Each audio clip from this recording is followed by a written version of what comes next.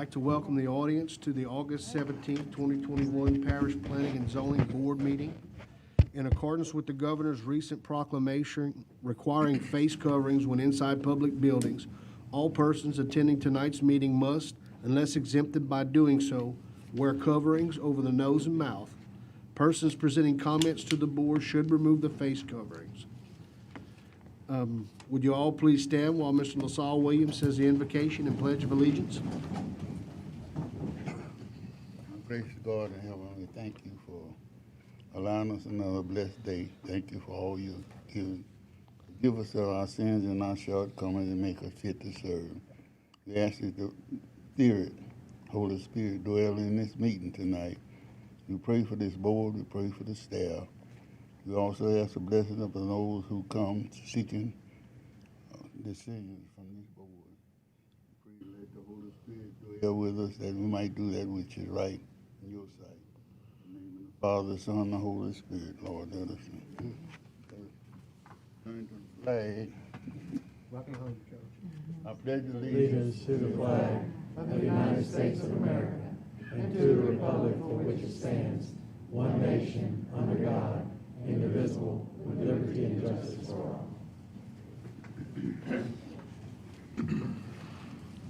Christy, would you call roll? Chair Kirk Smith. Here. Vice Chair Julia Dickerson. Here. Miss Latricia Cobb. Mr. Keith DeBrock. Here. Miss Sharon Galicia. Here. Miss Janelle Hyatt. Miss Hyatt? Okay, I didn't hear you. Mr. Art Little. Here. Mr. Jake Porsche. Here. Mr. Carl Vincent. Mr. LaSalle Williams. Here. And Miss Deanne Winey. Here. Thank you. Thank you, Ms. Christie. This is an 11-member board. It will take a majority of those members present to grant or deny any request heard tonight.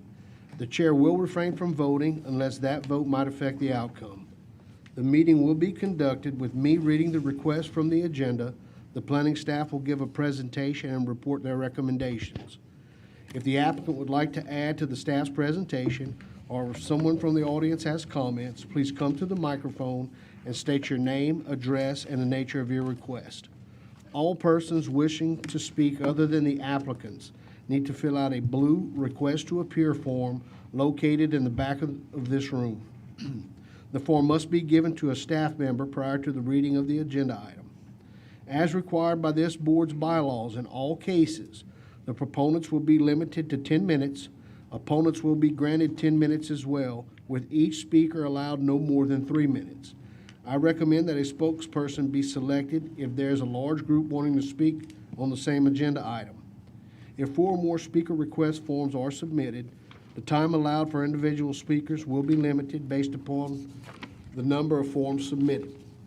The chair has the right to limit speakers who present redundant information or personal attacks. In unique situations, the chair may extend or the board may vote to extend the time allotted for speakers. After discussion, the board will vote on each request. I will announce the decision of the board after the vote. The exception and variances are final tonight. The rezoning cases will go before the police jury for final action on August 19, 2021 at 5:30 p.m. This meeting is being filmed by the Calcasieu Parish Government Channel and can be viewed on Wednesday and Thursday following the meeting. For additional run dates, check the website at www.calcasieuParish.gov. Channel 5 in Lake Charles, Sulphur, Moss Bluff, Westlake, Vinton, DeQuincy, and Gillis. Channel 99 in Carlos and Grand Lake. Please either turn off or silence all electronic devices. At this time, I'm going to entertain a motion to move agenda item number 11 into item 5's position on our meeting agenda. I'll make that motion. Motion by Ms. Dickerson, second by Ms. Cobb. All those in favor state aye. Aye. None opposed. Motion carries. Item 11 becomes 5. Take appropriate action on EX-0721-0118, a request by Sweet Lake Land and Oil Incorporated et al.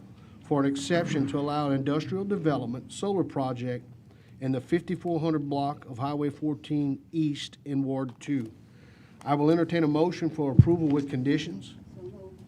Motion by Ms. Cobb, second by Ms. Hyatt. Mr. Crane. Mr. Craig. I'm sorry, Not you Ms. saying Dunn. somebody else? Yeah, they all said Sorry about that.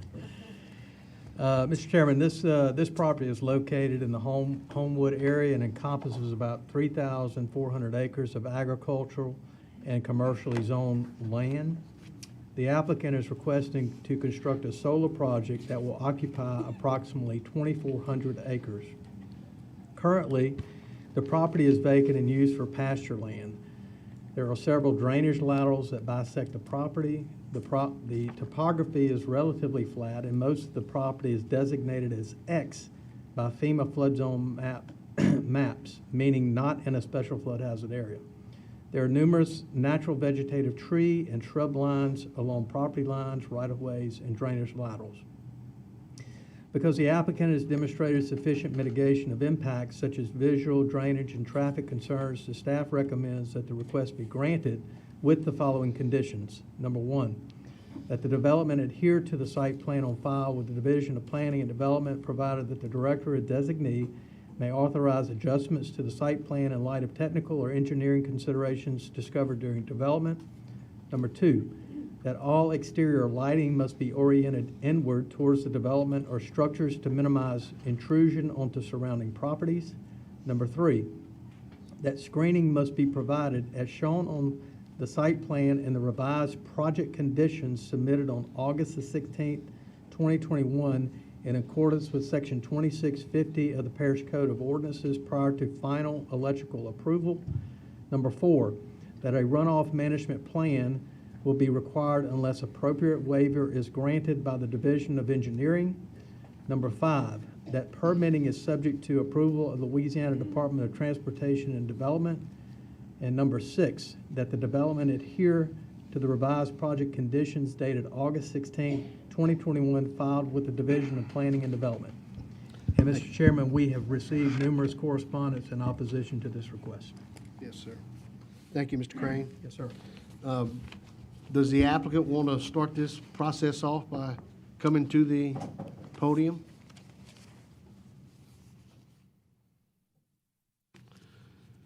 State your name and address for the record, sir. My name is Claude Leach, 4454 West Preon Lake Road in Lake Charles, Louisiana, 70605. Ladies and gentlemen, thank you for hearing our case tonight. Sweet Lake Land and Oil has been in existence in Calcasieu and Cameron Parish for in well excess of 100 years. And I think you'd be hard pressed to find many people that would say that we're not good neighbors and that we're not good people to work for and work with. From the Chalkleys to the Alexanders to the Leaches, we've done our best to be good neighbors. We have done our part in the community time and again to support schools, hospitals, libraries, sheriff's office, whatever we can do. Whenever we get approached on a project, and we've been approached on uncountable projects through the years, we take a minute to have an internal meeting on how this project can affect Sweet Lake, can it benefit us, and how will it affect our neighbors, our parish, our state. And we have turned down numerous projects in all sorts of different industries. When we were approached with this project, we did the same practice we always do. And our biggest concern was, how is it going to affect our company and our stockholders? And our second was, how can we find a partner, or will we find a partner that will have the same concerns we do? With Avangrid Resources, who is who we're working with, we believe that they are that kind of partner. They have the same, they understand our concerns. They have some of the same concerns we do, and they have met every demand that I have made going through this process without one question. And so with that, I yield my time. I thank y'all for listening to us, and I would like to introduce Andrew McKee with Avangrid to take the rest of our time. Thank you. Thank you, Mr. Leach.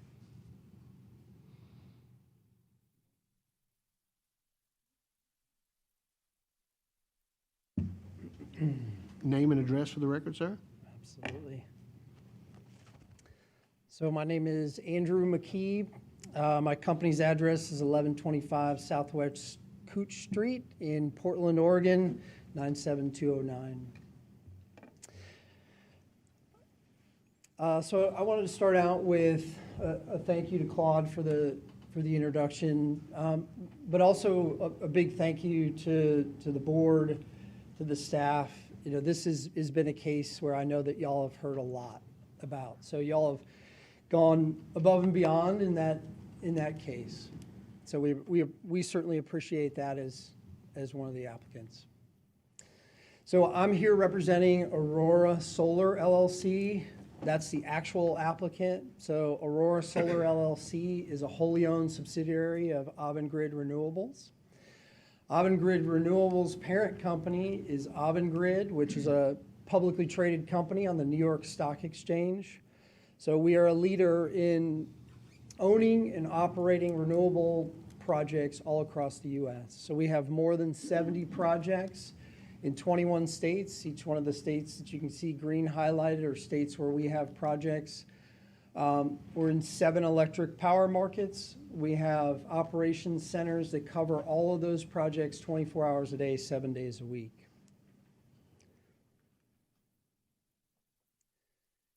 So the biggest piece to me is what is solar PV or photovoltaic? What is this solar energy project? So to me, it is clean, renewable energy that's located and generating that electricity here in the parish.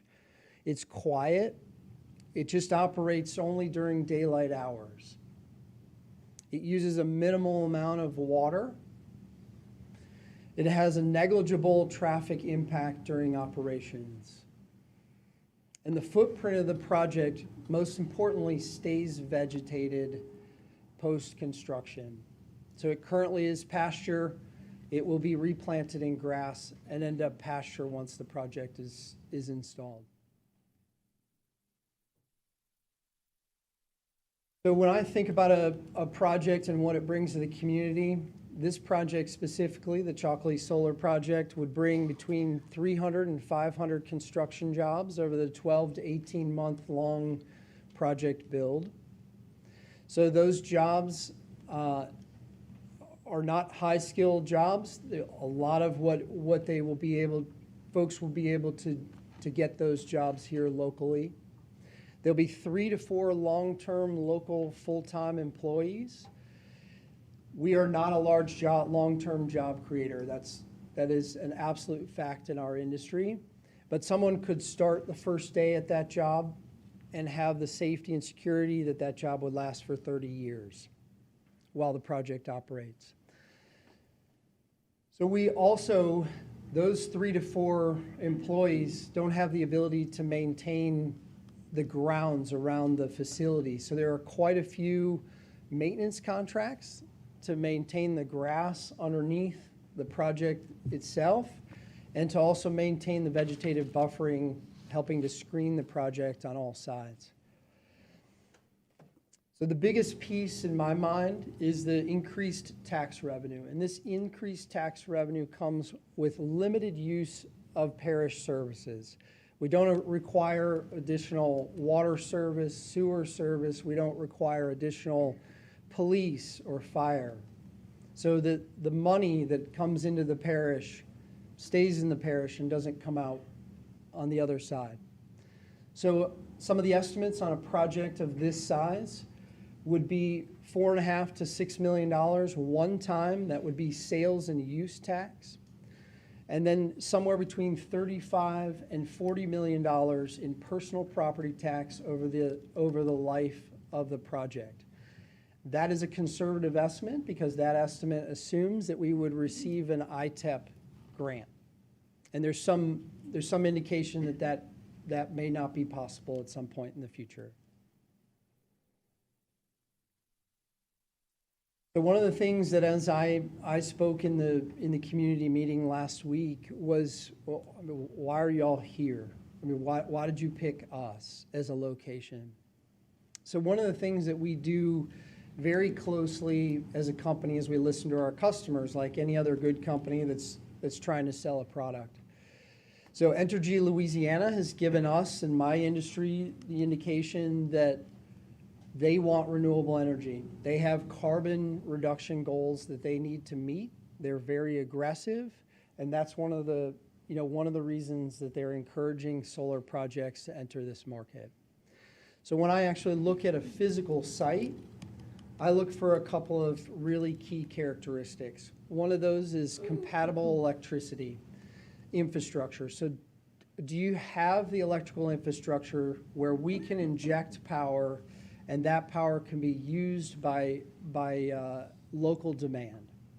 So, and with the growth in this parish and the petrochemical industry, which is also growing quite quickly, there's a need for electricity in this area. So the other thing that I look for is that I look for open land, but lower value farmland.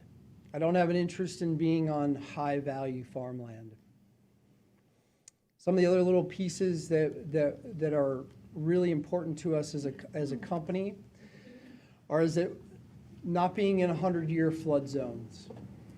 So that puts our project at risk. No sensitive species in the area, threatened and endangered species. We avoid locations where there's threatened and endangered species. We also work very hard at limiting our wetland impact, and we work very hard at limiting areas of cultural or historical concern. The Chalkley Solar Site has all of these aspects.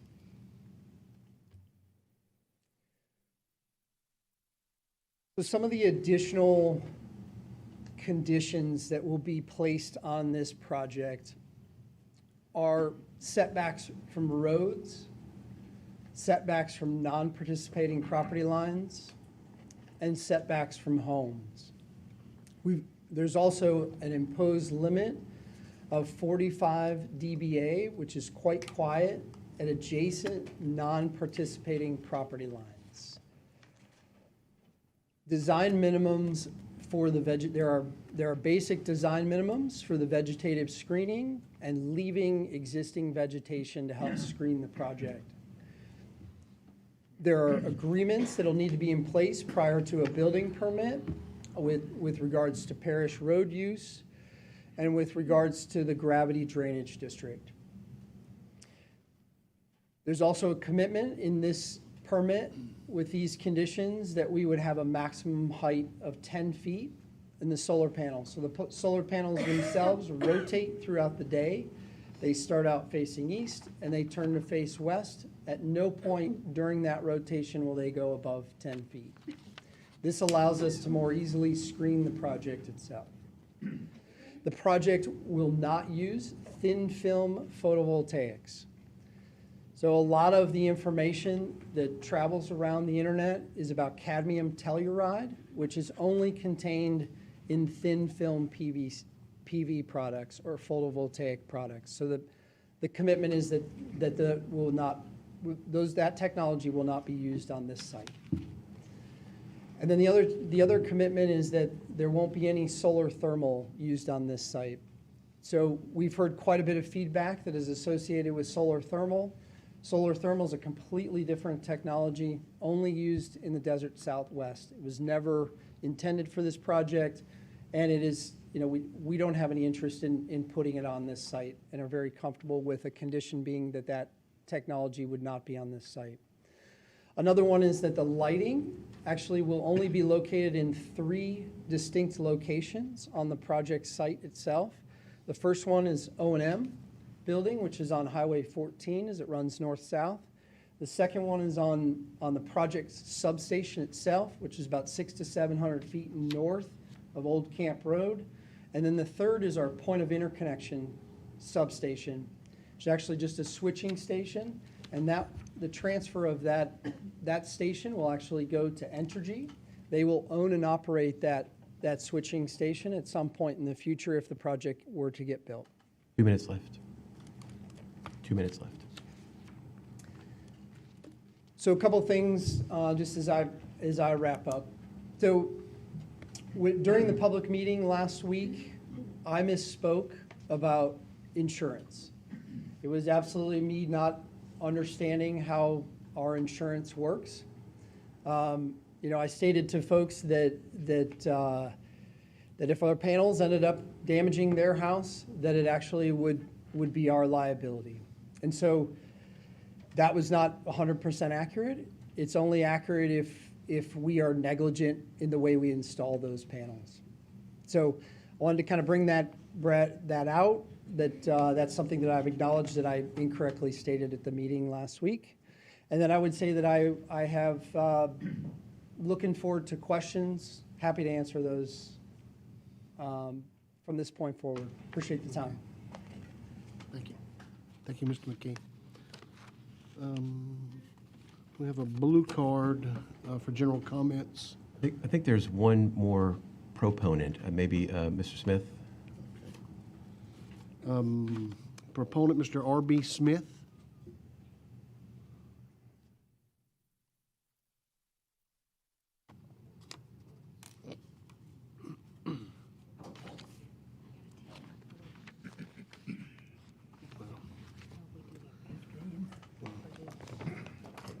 Name and address for the record, sir. R.B. Smith, 4310 Ryan Street, Lake Charles. I represent the Alliance for Southwest Louisiana.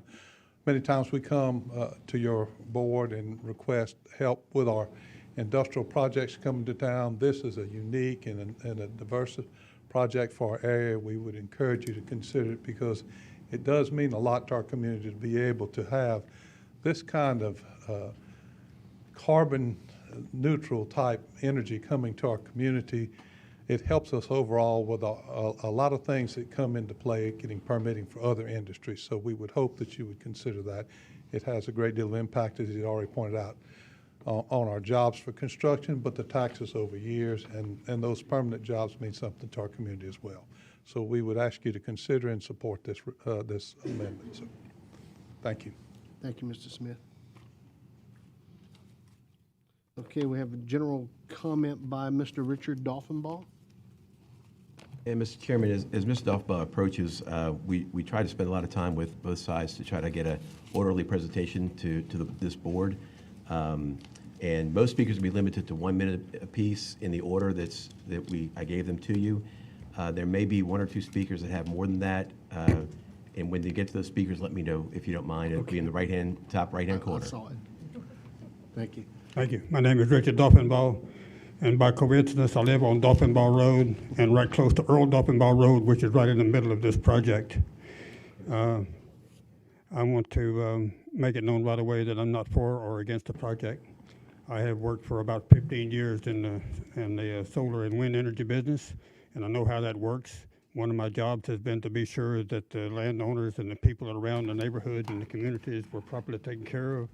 And no harm came to them, that was unnecessary to do. One of the things that I'm concerned about is that in the application that had something to do with the runoff plan being required, with the caveat, unless waived by the engineering department. So I'm concerned about that unless waived. So I'll just end it with that. I'm concerned about runoff, especially. In our area. All of our runoff on our farm goes into Black Bayou and eventually into Big Lake. So we're concerned about those things. So the drainage plan is very important to us. Personally, we have about a little over a mile of adjoining property lines to the project. I don't think there's anything at all that's going to impact the value of our property. So I'm not concerned about that whatsoever. Okay.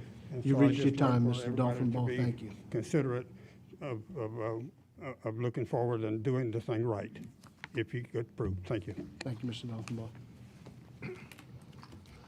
Okay, and board, should have mentioned when we started this process, let's hold all our questions till we've gone through everybody, and if we have questions, then we can go back and address them. First blue card, Maurice Tynes. Thank you, Mr. Chairman. We appreciate the opportunity to speak and appear, Name and address for the record, sir? which is what I'm about to tell you. Maurice Tynes, an attorney here in Lake Charles since 1967. Recruited here by the law firm representing the biggest landowners, the Gray Estate and Burton and all them, so I've been around a few pastures. Before I get any further, I would like to introduce and to file into the record some 1,000 names that we have produced, signatures either online or in person, and ask that they may be a part of the record in opposition. I think, Mr. Chairman, you have those now. We don't have copies to send everybody, unfortunately, but there they are for the record. Otherwise, I'd like to ask everyone to immediately stand quickly and sit down quickly if you are in opposition to this solar project, and outside if you'll raise your hand. Thank you very, very much. The reason I particularly wanted to do that is because there are a number of cases which I can cite for the lawyers present, probably be the only ones interested in. It says, in these cases, expressions of opinion made by citizens to a legislative body serve as a manner by which the legislative body learns the will of the people and determines what benefits the public good. You see the will of the people right here. My real concern is I think we've got an illegal process. It's illegal for several reasons. It starts off because a public hearing is defined by our Code of Ordinances to be a hearing in which all persons who care to speak have a reasonable opportunity to do so. We're being given 15 minutes, all of us, to speak, and no others. And that's certainly not a reasonable opportunity. So I object to the procedure on You've that reached your time basis. limit, Mr. Tynes. Sir? You've reached your time limit. Thank you. Thank you. You really don't want to hear the rest of what I had to say because it's even more illegal. I'll give you my time. You can have And your name, ma'am? Monique Falk. Beyond the fact that I don't think we've got a proper procedure here, and so procedures are being violated, is the fact that you're being asked to rule on an exception, and the exception is not one listed under the A1 zone classification, and it's simply illegal for you to grant an exception that's being requested, period, period, period. If it were listed there, fine, you could decide up or down. You don't have the right to grant this exception. That's the end of it. And if you do grant it, we'll see what the judges say all the way to the Supreme Court. It will be illegal if you grant it. I offer that in respect to the attorneys, Mr. Gabb, and the opposing attorneys. They can look and see what the law says. Thank you. Thank you, Mr. Tynes. Mary Ellen Montgomery?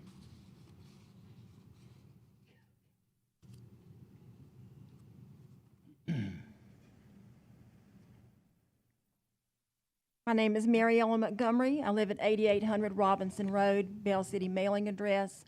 My property is near the intersection of Robinson and Natale Road. My husband and I are here to adamantly oppose this rezoning, and if my father, Raleigh Newman, were still alive, he'd be here to join us. Page 3 of the application, one of the proposed benefits is stated as diversifies farming income and thereby supports a strong farming economy. I don't see how taking away good farming land, good pasture land, that's been that way for many years is going to support a strong farming economy. When you have all these people and small businesses and farmers that sell fertilizer and seed and hay and supplies that depend on farming for their livelihood. One of the things I question is, somewhere in the paperwork it said these panels would be 15 feet tall rather than 10 feet tall that was mentioned earlier. So I'd like some clarification. Are they going to be 10 feet tall or are they going to be 15 feet tall? And then what's going to happen to these panels once they live out their lifespan? Is there any kind of mitigation to return this property to the farmland and pasture land that we've enjoyed all these years? And property values? That's time. If one of you thinks that rezoning this property is not going to affect your property values, I think you're kidding yourself in a negative way. I think you ought to go home tonight and say, sweetheart, let's sell where we live and try to buy a property near that solar farm. I've always wanted to live by a solar farm. It's such a great investment. The value of the property is going to skyrocket, so let's hurry and get in on that ground Ms. floor while we Montgomery, can. You've reached your time. I'm pretty sure the people will be happy to sell it to you. I ask you to pray about your decision. God's not making more land.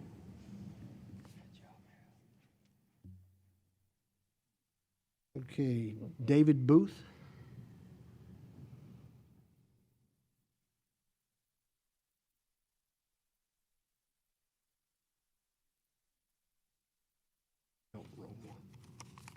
My name's David Booth, 5524 Alexander Lane here in southwest Lake Charles area.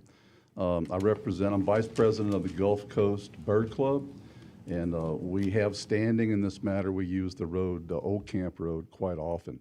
I recommend it often to people out of Parish, out of town, to come for one of the very best places to see the sandhill cranes early in the morning during the wintertime. It's often that I get up and go there for the break of dawn and see those great majestic birds fly over and whoop and holler and everything. We have documented rare birds in the area. This last winter there was the first ever in Calcasieu Parish mountain bluebird, so the first time ever. We enjoy the area, we use the area often, and we would ask that this group of individuals, that you would make a decision not to grant this variance. We don't believe that a variance is proper in this situation. Thank you, and I'd like to yield the rest of my time to, I think, next, Ms. Beth Kramer. Great.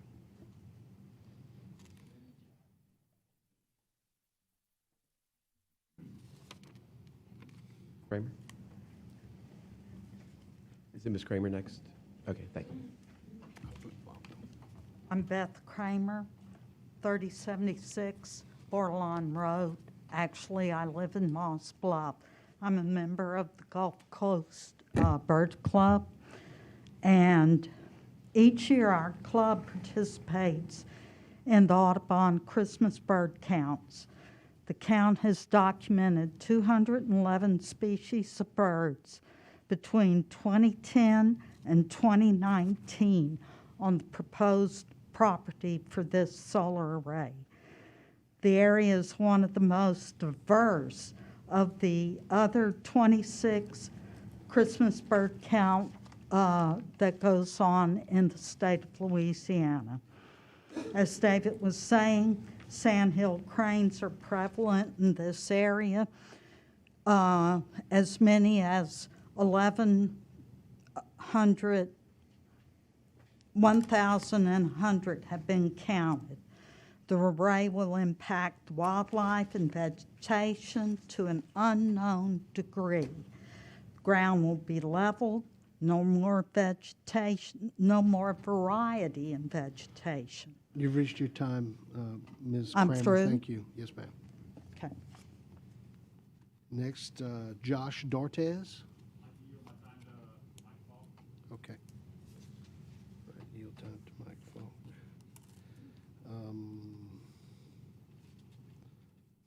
Valden Harrelson. Good evening. My name is Valden Harrelson. I'm at 5356 Grant Lane in Clearfield Ranch, across from where the solar panels are going to be. My opposition comes down to this being granted as an exception. This being granted as an exception is not within the ordinances that we have for A1 agricultural. The permitted exceptions are clearly stated in section 26-35. With this being pushed in as an exception, it doesn't feel like we're giving it the due diligence that it needs. We're not able to do environmental surveys the way it needs to go look at what kind of birds are actually there or what impacts this actually may have on us. Granting this as an exception, in my opinion, doesn't give us the chance to do what we need to do here. That's all I got. Thank you, sir. Jessica Aguilar.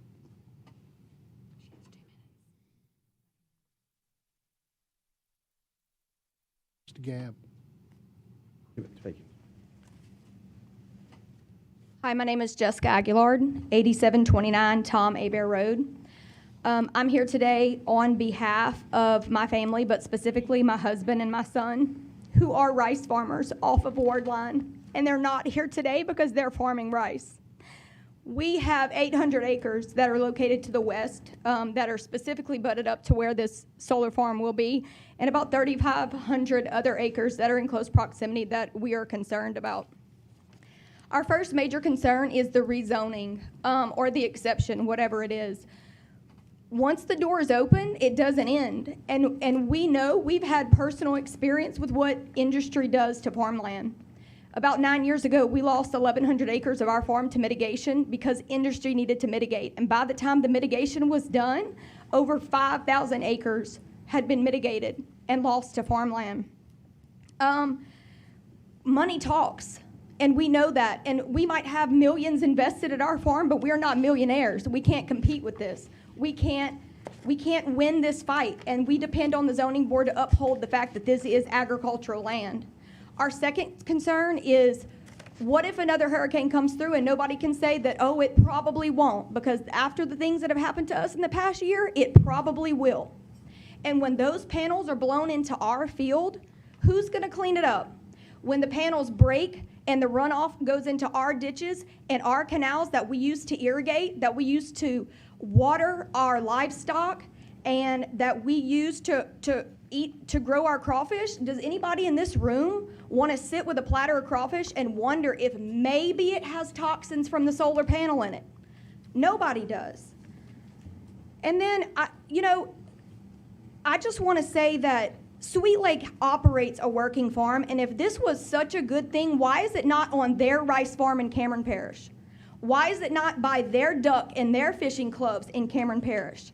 It needs to be moved to a place where it doesn't affect residents, it doesn't affect farms, and it doesn't need to affect our farm and our land and our people.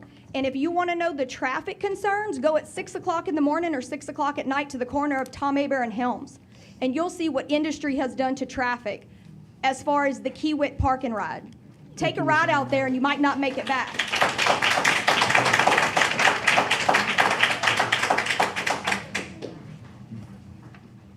Mike Falk?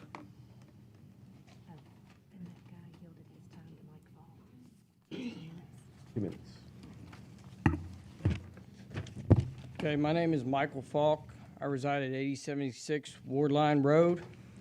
I lived in this area for over 35 years. I hold in my hand, this is a copy of an email that was sent directly to the board members, where Mr. McKee had stated specifically to the board that these panels were made to withstand winds of over 149 miles an hour. However, based on his own proposal, that is not true. It is only made to withstand winds of up to 123 miles per hour. And as all of y'all are very, very aware of, that would not have held up to the strength of Laura. So, that being said, the email actually had to be removed from your site after it was proven to be false information. What else are they keeping from us? I have asked multiple times for a copy of SDS sheets, that's safety data sheets on these panels, and I have been denied every time a copy of that. That tells you everything that is in these panels, everything that can go wrong with these panels, every hazard associated with these panels. And they will not provide those for me. The company, I've reached out to directly to the manufacturer, and they won't provide it. So it keeps coming back to the tax revenue. So these people have stated that this project will generate $35 million in property tax revenue over a 30-year life. Well, that seems like a lot of money to me and you. That only comes out to a little more than $1 million in tax revenue spread out over an entire parish over a year. So when you break this down, this project will contain over 1 million panels, meaning that this project will only generate less than $1.50 in tax revenue per solar panel. It all comes down to this. Is $1.50 per panel in tax revenue worth more than my family's life or anybody else in this room's family's life? That's all I got to say. Thank you, Mr. Falk.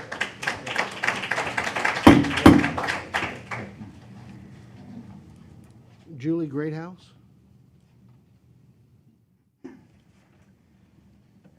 Yes, Julie Greathouse. My address is 4715 Natali Road. You start? Okay. I want to address the meeting that we had with Mr. McKee at the restaurant. We actually did some research with a nearby resident who's a registered insurance agent. He brought up the excellent point during the meeting about who is responsible for solar panels if a hurricane destroys them or throws them into the adjacent homes and properties. Mr. McKee's response to this was, we are responsible for any damage that this may cause y'all, and our insurance will cover it. I'm not sure if this was a simple, careful wording or if Mr. McKee is unaware of how this will actually work in a claim situation. After going through Hurricane Laura, we learned the painful lesson that if something from someone else's property damages your home, then it becomes your problem.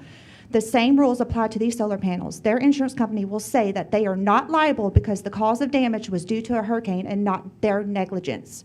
But by his own admission, he admitted that he has not had much experience with hurricanes. So who is going to hold the company accountable if this happens? The state has nothing in place to regulate it. Thank you. Thank you. Lonnie Dolphinball?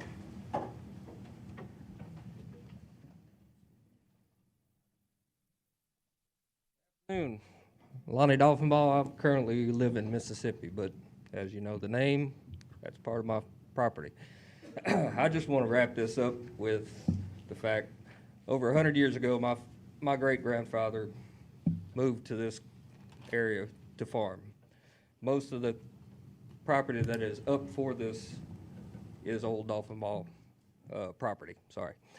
The two main things I want to bring up is where this is lying. This is cutting right between the Dolphinball property, and it's going to cut Homewood off. If you look at where it's zoned through 14 on both sides, and all the way south, it's going to destroy that area, no matter what you look, how you look at it. Second topic, and to wrap it up, all I ask is, whatever you decide today, remember it 12 months from now, because we know this is not going to end today. If you oppose it today, it will come back. We know how Sweet Lake Land and Oil works. So we just ask that you remember everybody's topics today, concerns, and opposition. Thank you. Thank you. Okay, Mr. McKee, you have anything you'd like to address?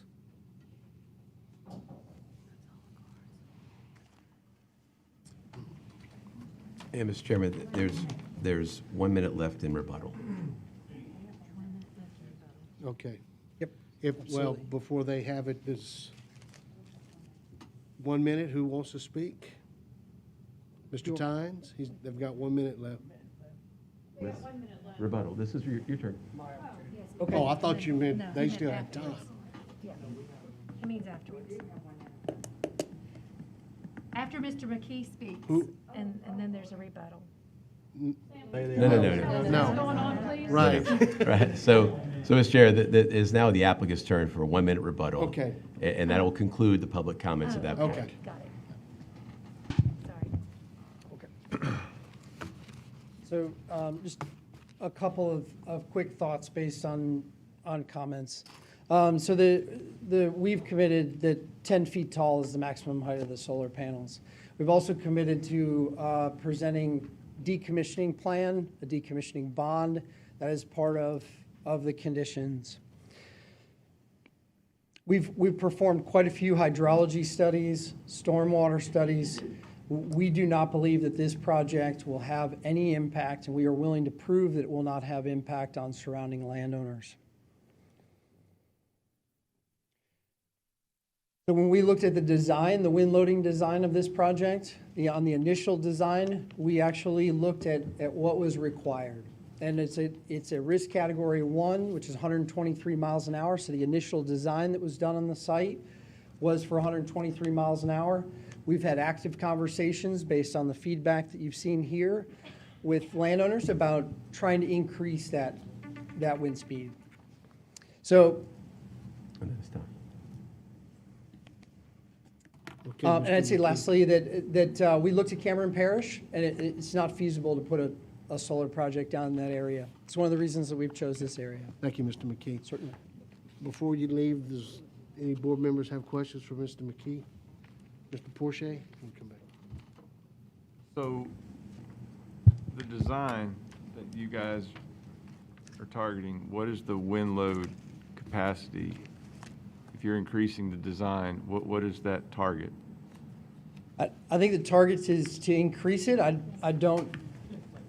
We have not gone through with our vendors and gotten certainty on to what level we're going to be able to increase the wind loading design. Okay.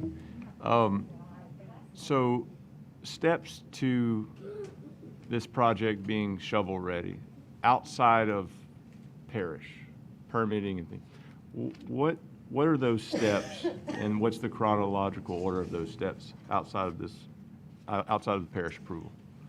So probably the biggest step is their renewable energy projects do not get built without the sale of all the electricity from those projects. So we have to come up with a contractual agreement to sell all of that electricity with a utility, which will be Entergy Louisiana. We have to get a U.S. Army Corps permit for any wetland impacts that we may have. We have to go through, obviously, and pull a building permit with the parish itself.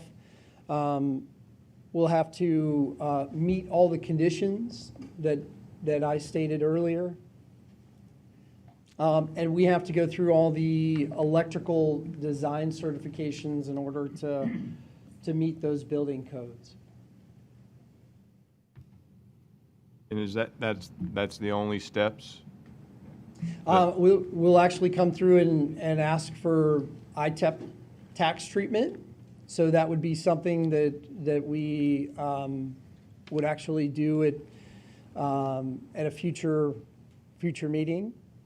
I believe that would go through the police jury. So, as far as the development cycle, complete development cycle of a project, I certainly would be happy to provide that. In your opinion, what is the likelihood, if you were to get approval tonight, that this project would actually be completed? I don't know how necessarily to answer that, because the only way we spend about $350 million on constructing this project is to sell all the electricity. So that's our biggest unknown. I would say that 1 out of 3 projects that's kind of a late stage or a project that's been through permitting gets built. But there is a certain capacity to the electrical system. So when we get to that capacity, the upgrade costs that we would actually have to pay for to upgrade Entergy's system will be too great, and you won't have any other projects built in the area. And this project will put the system pretty close to that. I was just in research and try to prepare. It seems there's other factors outside of you or this room, that it may not even be a viable project, even if there is approval, if certain conditions outside are not met. Absolutely. The business of development is speculation. Right. It is pure speculation. It is how, are we in a market that someone wants to buy our electricity? Because if nobody wants to buy our electricity, we cannot move forward with the project. And what would be an estimated timeline for start of construction if given approval tonight? So generally, the longest piece that we face is our interconnection request, which was filed last summer with MISO. And that studies the impact of our project. So the earliest that we believe that we can interconnect the project is at the end of 2024, which means that start of construction would be somewhere around late 2023, fourth quarter 2023 at the earliest. Okay. Ms. Wine, you have questions? Yes, sir, I do. I always feel like I'm so far away from that. Yes, you mentioned about the tax revenue that would go to the parish. I would like to know, as far as community and hosting this project, what other benefit besides tax revenue would that be to the community? So one of the things that we and have... to the residents as well. Yeah, understood. The surrounding residents, is that correct? Okay. So one of the things that we have done in the past are what we call good neighbor agreements, to say that, hey, this is something that is going to change the landscape of where you live. And so we've done agreements with adjacent landowners around projects on other locations across the U.S. Where they're compensated directly. And what does that consist of? This Financially? compensation? I couldn't give you financial terms of the exact agreement. I was concerned about the withstanding of the winds. I think they said 123. Well, I know that Laura was 150 when she made landfalls, so I just want to help understanding that, the 123, and say if we get another hurricane in here that's 150 miles plus, because climate change is really a real thing, especially for us here on the Gulf Coast. So when we looked at the building code under electrical generation for that area, the wind rating is a risk category 1, which is 123 miles an hour. So that is an order, that is parish building code, that we would have to meet that. So based on the comments that we received, we're working very hard with our vendors to try and figure out how to raise that number. Okay, my last question for you is the decommission plan. This is just my opinion as a board member. It appeared to me very vague. So far as disposal of any of the panels and the decommission plan, could you elaborate a little bit more for us? And let me say this, does that go into a regular landfill, or just help me understand that? So if you have a solar panel on your house and it breaks, you can actually physically take it and dispose of it at a regular landfill. So these panels would not be any different. So I don't believe that is what'll happen when they reach the end of their life. But the industry at this point has probably had projects that are, maybe about 10 years old. So they still have a lot of life yet left. They can be replaced or repurposed or recycled.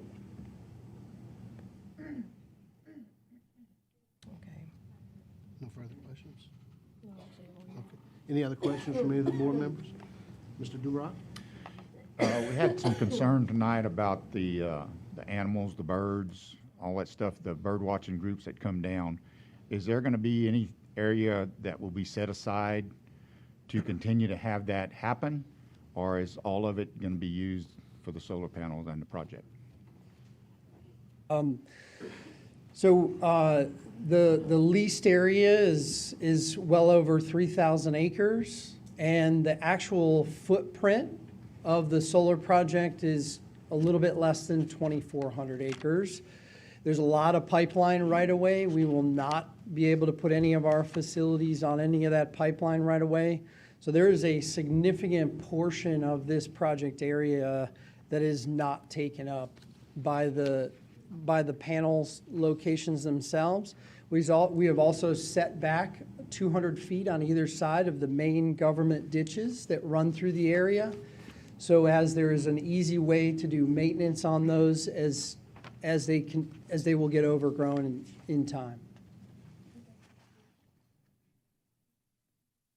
Ms. Galicia? You mentioned earlier about environmental impact studies. What have you done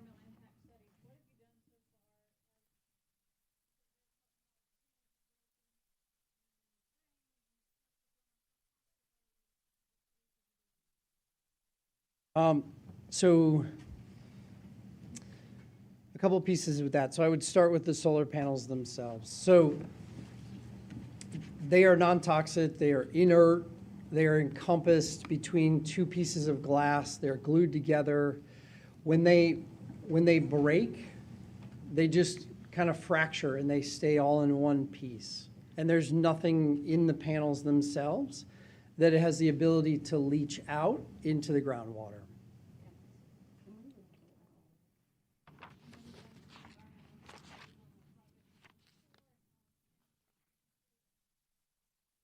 So the vast majority of the projects that have been built on farmland have been built in North Carolina. They've been in existence over 10 years. And we have not, North Carolina State studies those projects extensively, and they have not seen any impact on wildlife or on toxicity locally around in the area, or even on real estate values. Isn't there a study here by North Carolina State? There is, correct, yep. And it's a white paper that walks through a lot of health and safety concerns on the project.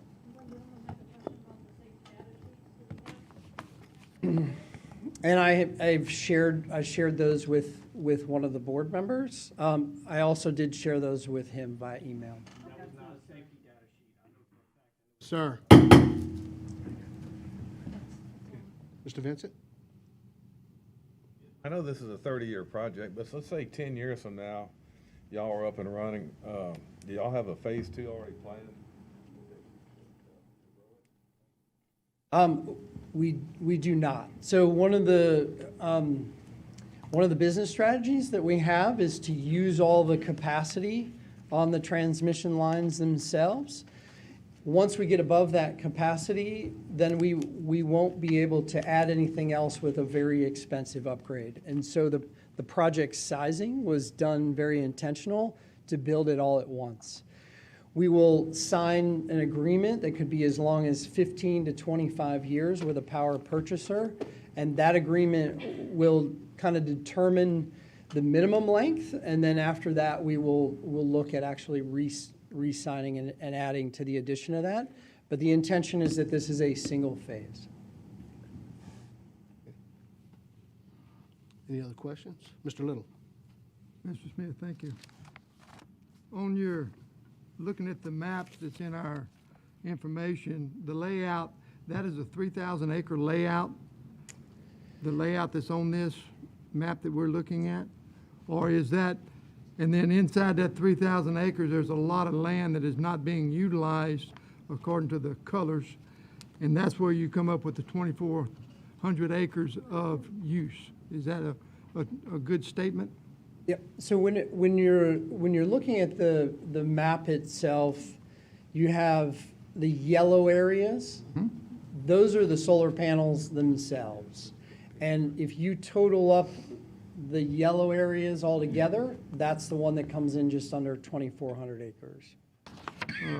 Also in the mapping, you talk about, and in your language in regards to a 200-foot on non-participating structures.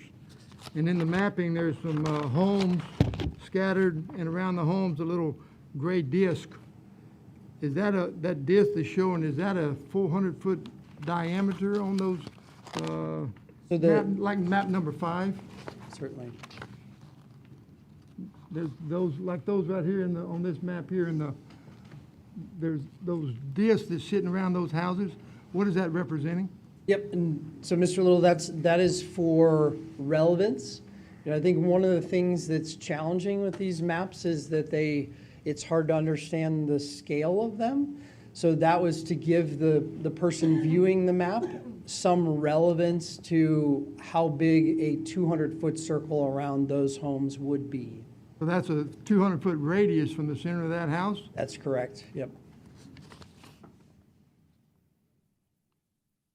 And then the transformer, where is it going to be set inside this facility?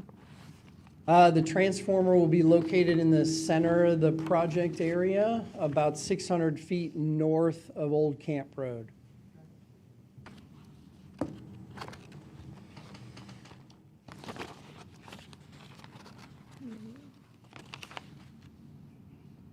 On the, and I guess it's more on the staff side, but it can be for yours also, is in regards there, when you go and you look at the property and you look at the maps, this property drains a lot of property. There's a lot of drainage ditches in there. Is that going to maintain the responsibility of the parish, or is that a responsibility of the landowner or these people that's coming up into this? How does that? Because from what I can tell, it drains a lot of families, and who's responsible?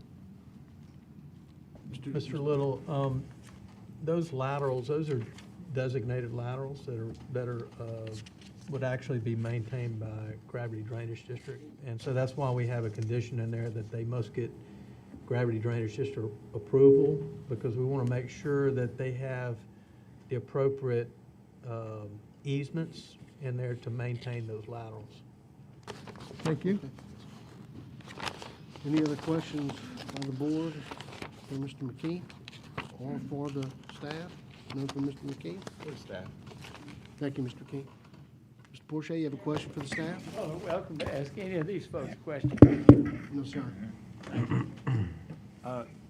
What is the current building code in the parish for wind load rating? I'm sorry? What is the current wind load rating according to the building code?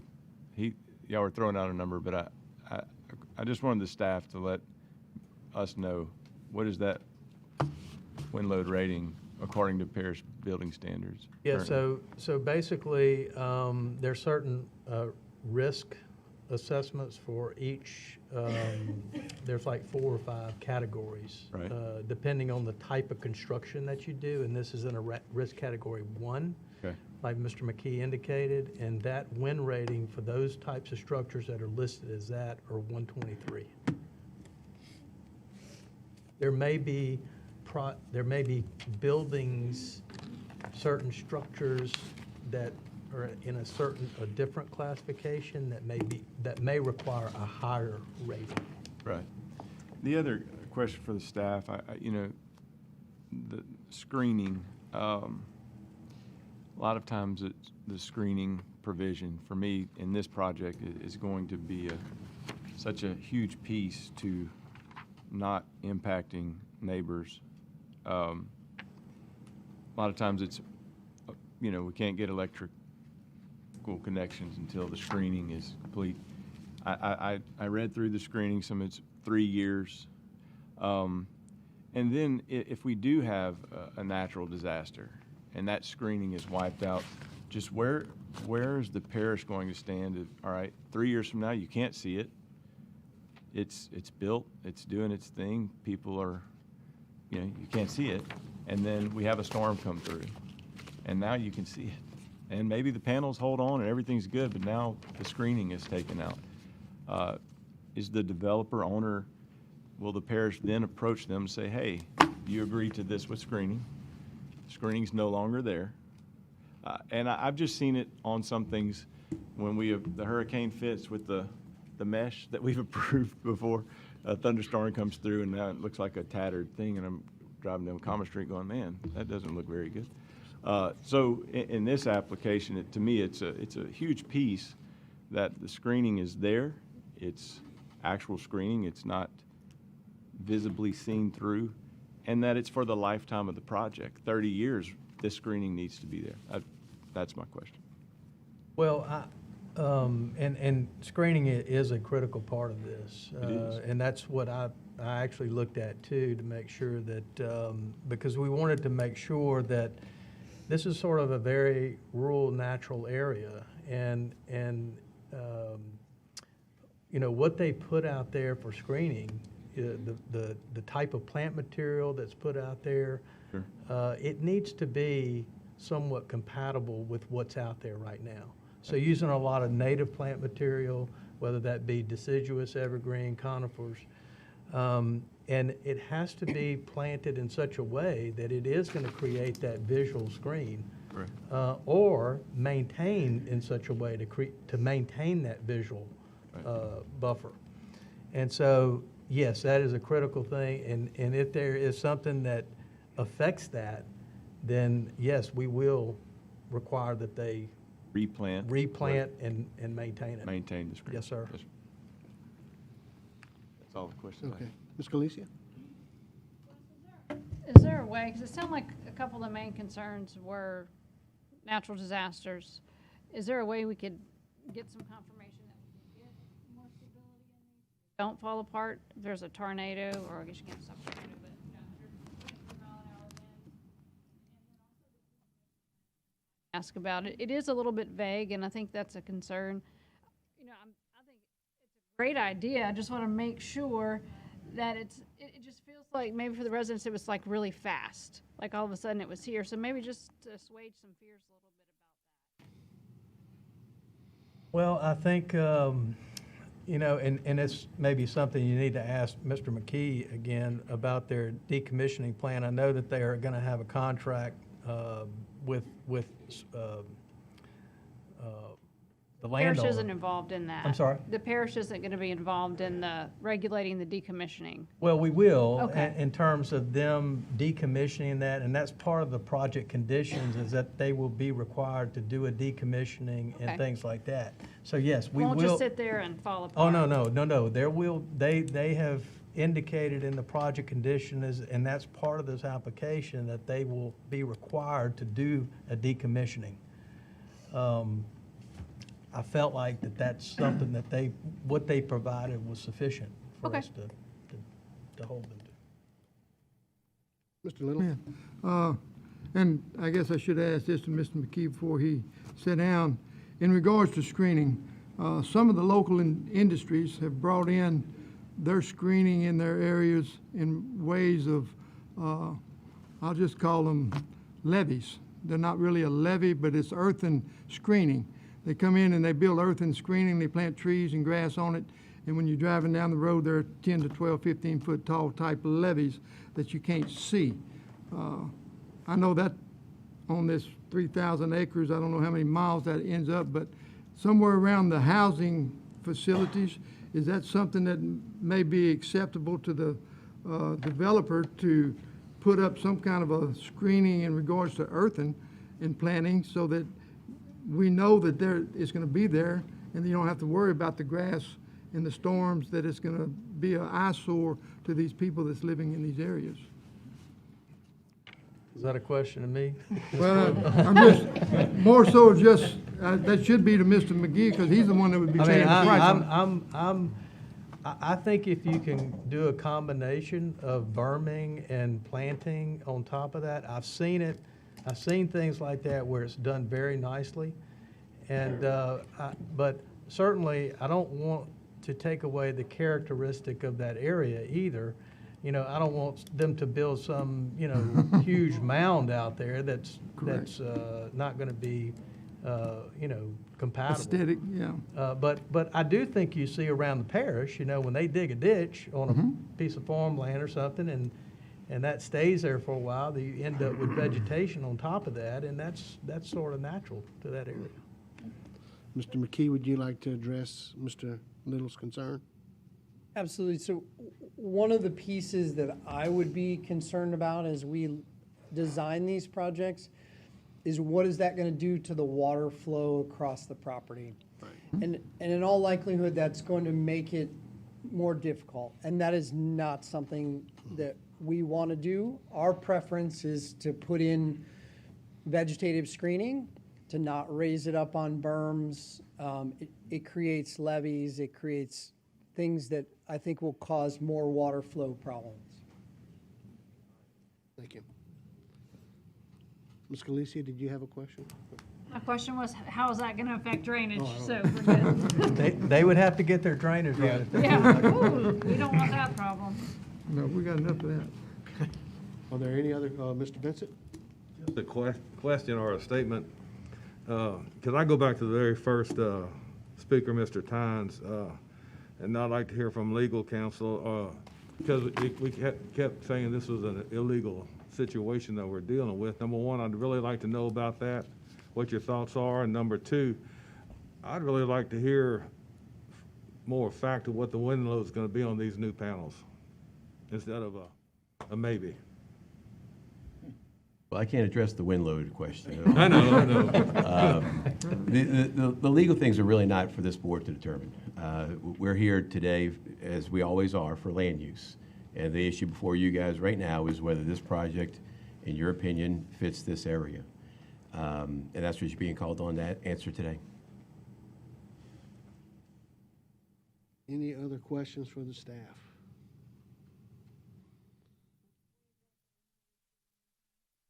Mr. McKee, would you?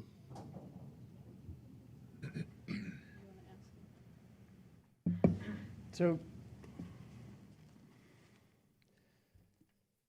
The design that we have currently on this project is not a finalized, complete design. So we will have to pull, when this project gets mature to the point at which it's gonna go to construction, it will need to pull a building permit. So at that time, we will need to meet the building codes associated with that. We as a company only make money when we generate electricity. So we do not have any interest in this project going out of commission for any period of time. So we may, as a company, choose to increase that wind loading level because we want to make sure that it is, that it stays in the ground and that we are continuing to be able to produce electricity to sell it to a customer like Entergy. Okay. Ms. Kyle? Mr. McKee, with you selling it to Energy, will that change the, our energy bill? Will that make it go up, or will that, because you're selling it to them, they in turn are providing it to us? So, will that change? I wish I could give y'all wonderful news around that. Unfortunately, that is Entergy's decision. They generate for Jeff Davis. So we are just an independent power producer. We produce electricity. We get into a contractual obligation with Entergy to sell them that electricity. They determine the rates. Ms. Winey? Yes, sir. I'm going to do like my fellow board member. I'd like to go back to something. I'm still very concerned about the disposal of this because I did a little bit of research on my own before coming to the meeting. And I did see a video of a solar farm that was in a real live hurricane. They were videoing it. And those panels were actually, I mean, they were mounted like yours would be mounted in the plan, but there was definitely grave destruction that I was watching on video of some of these panels, not all of them. So again, these panels had to be manufactured, so they manufactured with some type of, some chemical, and I think you probably could help me with this a little bit better. I know there's silicone, I think, in the center or something where that inverter It's is. monocrystalline or polycrystalline silicone. Okay, so Silicon. is that what creates the if it's broken or it's cracked, is that what produces the silica dust? Is that, can you get the silica dust when that's broken? Can it transmit into the air, is what I'm saying? So it cannot because of the way it's encapsulated. So the panel itself actually starts out with tempered glass on both sides of it. Then it has a glue that then holds the wafer in between the two pieces of tempered glass. And I actually have some pictures in my slideshow of what a damaged panel looks like if we want to put those up on the screen. They are in a complete piece. They do not come apart. Do they typically dispose of them with the solar projects? Do they typically dispose of them in just say a regular landfill? They do. And there's no chance of any leaching of any type of toxicity from the manufacturing of that panel itself, say into, underground water systems? So there may be concerns where the panel is manufactured itself, but it's encapsulated before it is installed on the site, and there is no concern with it after it's been disposed of, because it's able to be disposed of in a standard landfill. It's not considered a toxic waste or anything, and does not need a special type of disposal. And that's typical disposal in the landfill? Correct. Okay. Any other questions? Just for I have one more for the staff. I have one from Mr. McKee, when we talk decommission, I'm gonna make I'm making the assumption, but I want you to confirm that when we say decommission 30 years down the road, you put it back as it was when you got it, the land? Absolutely. So that is a contractual obligation that we have with Sweet Lake. It is in their contract with us that it has to go back as close as possible to the way it sits today. The wind velocity on these panels, when you say the manufacturer, can it be manufactured that the wind capacity is more than the 123 because we're in a Gulf Coast area? And so most of that wind rating comes with the tracker system, which rotates the panel. So for example, in the application, we gave the example of the ATI tracker system, which has a mechanical locking that when the wind gets up to a certain speed, it locks itself in place mechanically. So even if the project itself is without power, it has the ability to hold that wind resistance rating. And we had conversations just yesterday with ATI, the tracker manufacturer, about whether they feel like they can increase that rating. So that's something that we are taking very proactively, again, because if we aren't generating electricity, we are not generating any revenue for the project. Okay. Mr. Porsche, you have a question for staff? I do. Thank you, Mr. McKee. It's back to the level of the risk category. What if you could give some examples of other level 1 risk category projects, and what would make the parish look at this project and say, with the residents around, maybe we should bump this to a level 2 category risk? What would that rating look like, and what's the thought process and determination of level 1 versus level 2, and then some examples of each? That's a good question. I mean, I'd have to probably get with our chief building official because he's the one that actually researched that and provided that information to us. Typically, if it's not something like a building that you occupy, okay, that's something that's a difference. Level 1. A structure versus something that you actually occupy that's going to put a person's life in danger if you get in that building and Sure. you have a wind speed and it collapses on you. Sure. So I think that's sort of a difference there. Right.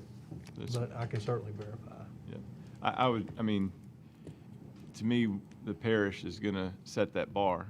And although I appreciate Mr. McKee's comments about wanting to make them rated as high as possible, so, I mean, obviously, 2,400 acres of damaged panels doesn't do them much any good. But, if the parish is saying it's 130, I'm quite certain their engineering team could get together and design these panels to meet 130. Okay. And that's just the way it usually happens. Sure. So we're just giving them make it as strong as you can, sort of thing. It's probably going to end up at 123 because that's what we're saying the standard is. So that's my question on the level 1, level 2, and how we're making that determination. Any other questions? There being none, Ms. Christie, roll call vote. Ms. Cobb? Mr. Little? No. Mr. Porsche? Yes. Mr. Williams? Yes. Ms. Hyatt? Ms. Dickerson? Yes. Mr. Vincent? Ms. Galicia? Yes. Ms. Winey? No. Mr. DeBrock? No. 6 for and 4 against. Motion fails. Motion passes. Pass. Pass. I thought you. Motion passes 6-4. I didn't interpret the way you said it. Motion passes. We'll take a recess right now, clear the room.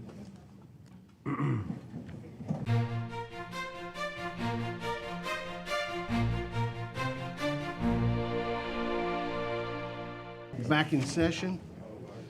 The next item on the agenda is take appropriate action on VAR-0621-0168, a request by Maria Guadalupe for a variance to allow a second dwelling with less than required public road frontage, required 200 feet, requesting 30 feet, at 209 Cassie Lane in Ward 6.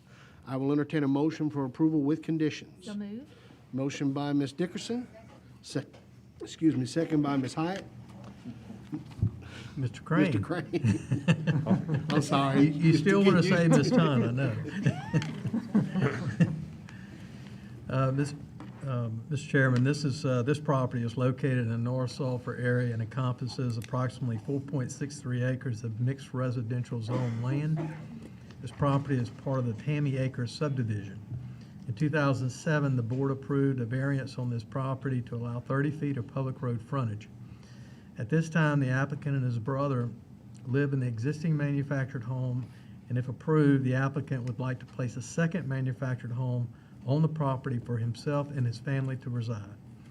Because the proposed development is consistent with the immediate area, the staff recommends that the request be granted with the following condition. Number one, that the development adhere to the site plan on file with the Division of Planning and Development, provided that the director or designee may authorize adjustments to the site plan in light of technical or engineering considerations discovered during the development. And number two, that the manufactured home be skirted prior to the utilities being connected. Thank you, Mr. Crane. Does the applicant have anything to offer in this presentation? If not, we have no blue cards on this issue. Is there any questions for the staff by the board members? There being none, all those in favor state aye. Aye. Any opposed? There being none, motion passes. Item 6, take appropriate action on VAR-70721-0169, a request by MAC LLC for a variance to allow additional on-premise signs, allow 2 signs, requesting 4 signs at 2466 and 2470 Toomey Road in Ward 7. I will entertain a motion for approval with conditions. Motion by Ms. Cobb, second by Ms. Hyatt. Mr. Crane. Mr. Chairman, this property is located in the Toomey area and encompasses 2 lots with a total of 9.23 acres of commercial zoning. On the property, there are 3 existing on-premise signs and another on-premise sign that was damaged due to Hurricane Laura. The parish ordinance allows 1 on-premise sign per lot. At this time, the applicant is requesting a total of 4 on-premise signs that will be used as business advertisement. Because multiple businesses and structures are located on the property, the staff recommends that the request be granted with the following conditions. Number 1, that the development adhere to the submitted plan on file with the Division of Planning and Development, provided that the director or designee may authorize adjustments to the plans in light of technical or engineering considerations discovered during development. Number 2, that permits must be obtained within 30 days of approval of all existing and unpermitted on-premise signs. And number 3, that permitting is subject to approval from the Louisiana Department of Transportation and Development, or the off-premise signs and statues located within the right-of-way must be removed prior to issuance of a development permit. Thank you, Mr. Crane. Does the applicant have anything to offer in this presentation? No board members. Okay, thank you, sir. Any questions by the board for the staff? There's no blue cards on this item. That being the case, all those in favor state aye. Aye. Any opposed? There being none, motion carries. Item 7, take appropriate action on EX-0621-0114, a request by William Bowlin, Edux, for an exception to allow commercial development, bed and breakfast at 5366 Shoe Peak Road in Ward 4. I will entertain a motion for approval with condition. Motion by Ms. Dickerson, second by Ms. Cobb. Mr. Crane. Mr. Chairman, this property is located in the Carlos area and encompasses approximately 5 acres of mixed residential zone land. On the property, there is an existing manufactured home and a house. The manufactured home is currently being used as rental. Under mixed residential zoning uses, a bed and breakfast is permitted as an exception by the board. Therefore, if approved, the applicant intends to utilize the existing house as a bed and breakfast establishment. Because minimal impacts are to be expected, the staff recommends that the request be granted with the condition that the development adhere to the site plan on file with the Division of Planning and Development, provided the director or designee may authorize adjustments to the site plan in light of technical or engineering considerations discovered during development. And, Mr. Chairman, we have received numerous correspondence in opposition to this request. Thank you, Mr. Crane. We do have one blue card in favor and 2 against. I'll open the floor to the applicant if they would like to come to the podium and speak on the matter to begin with.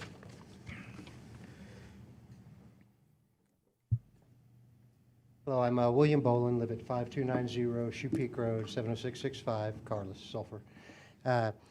Yeah, we're wanting to do, as it was explained well a moment ago, we're wanting to put bed and breakfast into the main house that's been there and that we purchased a couple of years ago.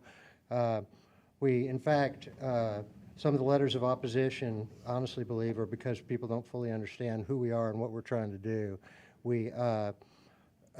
There was probably 15 letters of opposition, but there's a lot of misinformation out there on this project. This is just about the bed and breakfast. It's not about the mobile home. It's not about deed restrictions, which is actually a civil case being tried and being argued by both sides in the courts. This is just about the bed and breakfast, and I think that there's a little bit of misinformation and misunderstanding out there. What we are about is we're about the country. We run a petting zoo. We have hundreds of kids come through a month, and we underprivileged and handicapped people come through, and we just really, that's all we want to do. We're not making money here. We lose. It would be astounding if I showed you how much money we lose, but that's okay because it's what we want to do. But we're not out to make a bunch of money. We do think that getting the bed and breakfast would help us to supplement it, and some other things we're able to do. Back when we were using it originally, we were able to get some kids that would come in with their parents and then share in the farm experience with us and try to learn and that's kind of our core statement, is trying to pass on education and let people know that their food doesn't come from a grocery store shelf and all that. And there's a couple of letters of opposition. One has said, because we did actually operate it as a bed and breakfast for a short time, and I misunderstood the regs, no excuse. I was wrong, apologize for that. And there were some tenants that went and fished on some neighbors' property, and I apologize for that. And I don't know where they're at, but I'm really sorry about that. I had no control over that, but the second it happened, I stopped it. And also, I'd like to put forward tonight that if we do, well, one way or the other, it doesn't matter, we're going to put a privacy fence down the whole south side of it, a privacy fence that would preclude any intrusions or anybody from misunderstanding where the land is. So I appreciate everybody's consideration in this. That's all I've got. Any questions for Mr. Bowlin? Thank you, Mr. Bowlin. We have a blue card in favor, Cam Sharp.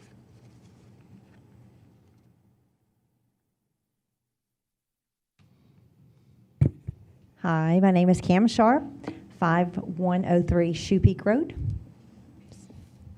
I don't need to spell it, huh? Okay. I just wanted to say something really quick. I think that the farm idea is fabulous. We don't have anything like that in the area. And while I know a bed and breakfast doesn't necessarily cater to the local population, it does bring people into a beautiful area with an experience that's very hard to find these days, and something that I think is a little bit of a gem. As said, the area or the home was being used prior as a bed and breakfast for a short time. There were never any issues. I live right around the corner. I do not live right next to it, but I live down the road. And again, this is only on a zoning. I know there's a whole bunch. I personally was approached about pleas to be in opposition.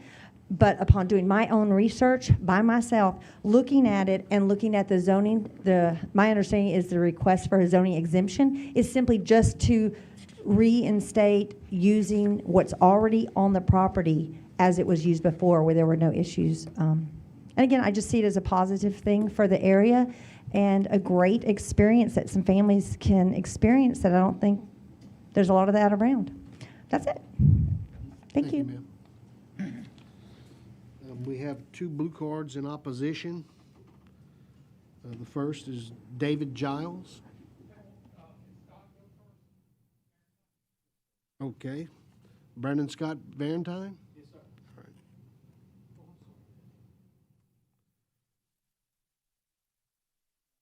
All right. Name and address for the record, sir. Brandon Scott Barentine, 5400 Shoe Peak Road. I live right next to the property that we're talking about. So you just heard opposition, for, and all of her data and all of her, what she just told you is wrong. I'm going to start off. Lifelong resident Sulphur, live next to this property. We share a common line. Like many of you on the board, has worked hard all his life, and you build a home. And one of the things is that's the most expensive purchase and decisions you'll ever make. I'm married, had 2 boys since then. They've grown up on these 5 acres, and they ride their 4-wheelers. They fish fish in the pond, have a good time, and we have good neighbor relationships. Up for 15 years now, since 2004. Most of our neighbors were there before me. Now the Bowlins come in. They buy the property next to us. What she just said, that there was no issues with the barnuminium, y'all never gave them permission to have the bed and breakfast. Y'all never gave them permission to have the bed and breakfast there. They ran a bed and breakfast without y'all's permission for a long time. So that bed and breakfast went into play as soon as they got the property. Their main intentions for this property was commercial use and commercial use only. They're trying to extend their commercial property on the corner there to this property. Make sure you understand, this is 5366 Shoe Peak Road. This is not 5290 Shoe Peak Road. They bought property 400 yards away that is not legally connected to their ranch as of yet. Now, they ran that bed and breakfast without y'all's permission. Here's what happened. Multiple people rented this place for weekends and weeks. People stayed at the bed and breakfast. They came into our properties. They walked, strolled around our pond, fished in my pond without permission. They rode their 4-wheelers and go-karts on my property. They came over and talked to my children without my knowledge.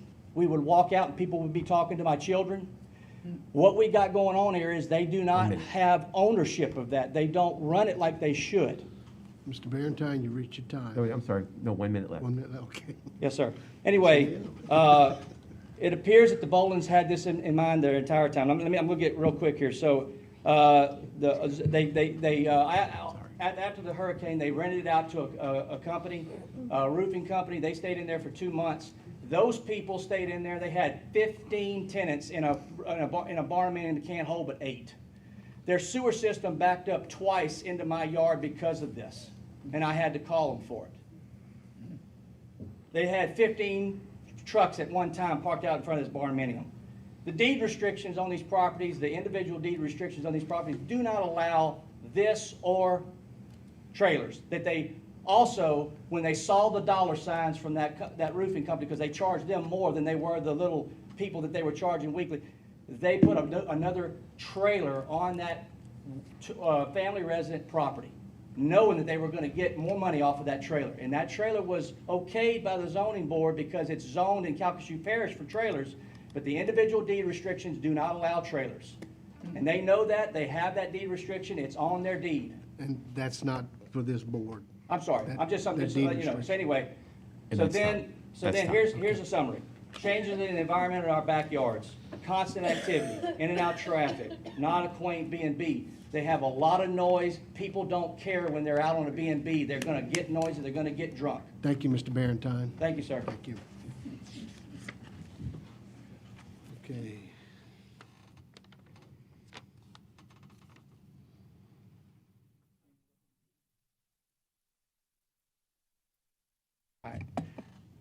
I'm David Giles. I live at 5218 LePay, about 2,000 feet away from the property across Shoe Peak Bayou. To begin with, I grew up on a farm, so I get, the whole thing with almost a ranch. I know it's important for kids to get out and see this kind of thing. Unfortunately, when an activity goes to the point that it interferes with other residents' privacy and property rights, it begins to be a problem. Originally envisioned as a limited impact activity, it's turned into a commercial business out there, and it certainly is commercial.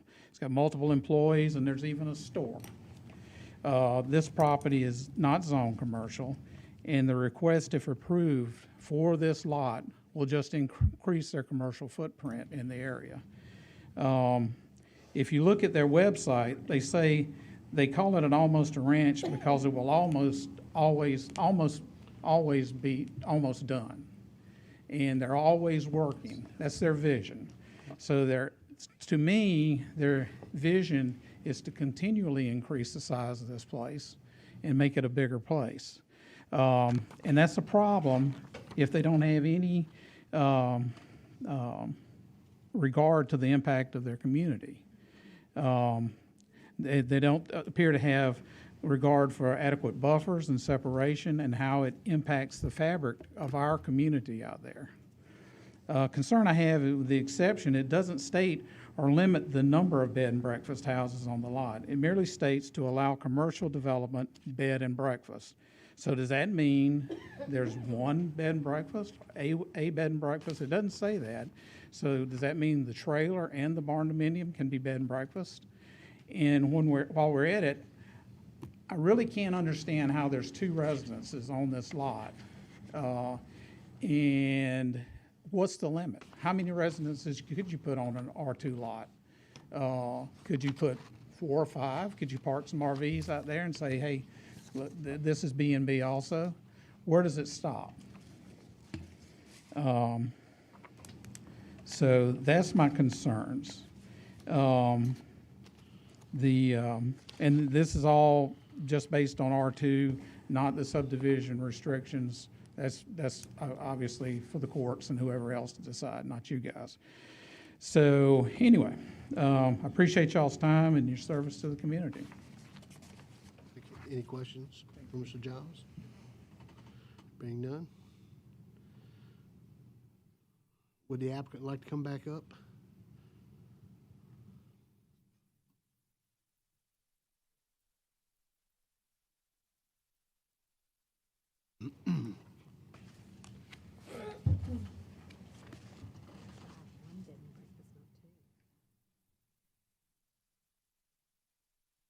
You heard the comments that were made by if you have any comments to rebut any. Man, I just want to take the high road, but it'll all come out in court, and a lot of things that were said here were not true at all. I don't know what to say when somebody uses this venue to spread misinformation. We're only here for rezoning. Okay. Rezoning. As far as rezoning, the bed and breakfast, we'll listen to anything you guys say. If you think we should limit the number, fences, anything, that's what we're all about. We're not about making this thing into a big commercial success. Like I say, we lose money every year, and it's about doing it for the kids, and we don't want to make the neighbors mad, but we feel like we're being unreasonably judged, and there's being some untruths that are spread about what's actually happening. And I've got multiple witnesses, but I don't want to get into that. I'm not going to impugn somebody here. I want to take the high road. It's the right thing to do. So just know, guys, that not everything that's being said here is true. And that's all I got. Ms. Cobb, you have a question? And I have, the gentleman was wondering, is this going to be just that house that you want? Yes, just the house. That's it. That's all we're asking concern. for. Yes, ma'am. That's it. Which house? It's the. Sir, no questions from the audience. We'll address it. The house that Not the trailer, just the house? No, not the trailer, just the house, yes, ma'am. The metal building, I guess Yes. is a better way. Barn dominium, whatever. On the inside, it's real nice, and that's what we're requesting. Okay, any other questions? Being none, thank you, sir. Thank you. Sir? Mr. Porsche? Oh, I thought he had for staff, I couldn't hear. Do you have any sort of screening process for your guests? Not yet. Or is it and like a that's- hotel, just Yeah, and not yet, and book that's it, why we're going to anyone put can up. show up and stay there? No, we don't. Screening. I thought you meant screening as far as property screening from one to the other. Screening, other than just going through B&B and talking to them. And like I say, I apologize that those last people did that. I cannot believe they did that, and I apologize to the gentleman right here. And I'm very sorry. I don't know what to say. It could have happened with any renter, anybody, and it was wrong. He trespassed. And I told him that that wasn't right, and also I'm spending over $10,000 putting a fence up so that nothing like that ever happens again. I feel really bad about that. That was my bad, my responsibility, and I'm sorry for that. As far as screening, Yeah, not like visual screening. I'm talking about when somebody applies to stay, is there? Right. Do you have any process of saying, hey, you're a bad person, you can't stay here? No, we don't have anything like that, but if there's something like that that you guys would suggest we need to implement, then I would look into that.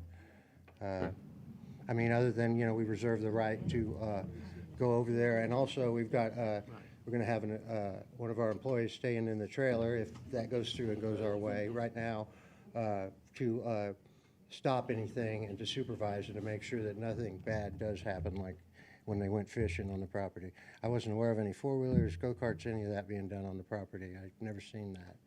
But the fishing happened, and I apologize for that. And we're putting an employee there, and we're spending, how much wood costs, over $10,000 putting a fence up, and whatever the board decides that I need to maintain, You would be open to additional condition Oh, that yeah. would require privacy fence between you and the Yes, neighbor? sir, we could put it right in there. We want to do the right thing, we really do. I Okay. hate how this has all That's all the turned out, questions I I'm have. sorry about it. Ms. Hyde? Will this be a family situation or just a few friends, or can it just be like rent out to any big contractor that's Well, got 15 people? Right now, it's a bed and breakfast where, we wouldn't rent out to, you can put stipulations on there. And I think one of the things we put on there is you got to be, over 25, one family or two family. I'm not sure about the rental laws on that, but I think we would be, like I say, we'd be willing to do that because that's what we want. Obviously, we don't want somebody who's not, doesn't have integrity or isn't reputable in our place and tearing it up. So we can do any of that, and any of those stipulations advised to us by the zoning committee, we would be fine with that as well. Any other questions? Thank you, Mr. Bowlin. Thank you. Okay. Any questions for the staff? Mr. Little? Mr. Crane, in regards to bed and breakfasts, what, is there I'm any? sorry? In regards to bread and breakfast, Yes. are there any restrictions of what that can be done? Is there limits of personnel based on size of buildings or this type of stuff to be able to rent that? Not in the current ordinance. There may be something under the building codes that may limit Occupancy? the occupancy of it if it's a bed and breakfast. Under residential, we do have, you can't, a single-family resident is 4 persons that were non-related can live under one single unit, and that's considered still to be a single-family resident. But when it comes to a bed and breakfast, that's more of a commercial, overnight, type thing. So we would look more, I guess, towards the building code to see what that would qualify. Any other questions? Mr. Vincent? To kind of follow up with what Mr. Little says, on the fire marshal approval?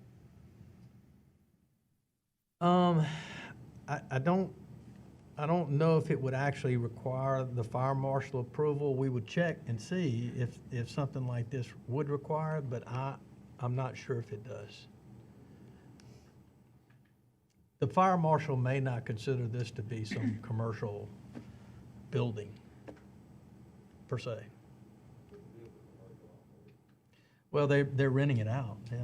They're renting it out on a nightly basis, I guess, or weekend basis. It's different from long-term rental, like if you rent your house for a long-term period of time. Mr. Forte? I'm just, the fine print of the bed and breakfast, just, I'm wanting to make sure I'm considering what I think I'm considering. It's R2. I mean, VRBO, vacation rentals by owners. I mean, well, you could rent your house on a weekly basis as of right. What is triggering the request for a bed and breakfast? I've seen many bed and breakfasts, and this just does not look like. I don't know. I'm struggling to wrap my head around this one.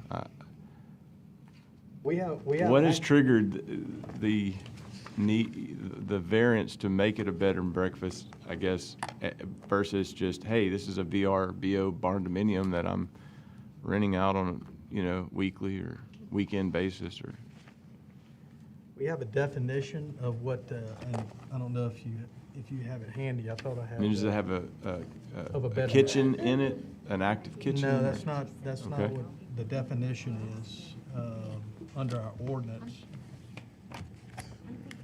Is the difference that he doesn't live there? I don't think he lives there. He does not live there. Yeah. The VRBO, I mean, a lot of them don't, that's not their permanent residence. So under your ordinance, a bed and breakfast it's considered a dwelling in which overnight accommodations are provided or offered for transient guests for compensation. Transient, that's the key. That's the key for me. That means you don't know. Okay, that answers transient. Is the word I was looking. It's like a hotel. Right. It's just like a hotel. Ms. Galicia? The comment, going back to kind of what Jake said, 13 guests is just a lot. And I don't know, maybe. It's a small hotel, basically, according to the definition, with no occupancy limit, according to the parish code. Right? No screening? No screening, no occupancy limit. It's transient guests. Okay. So it's a small hotel.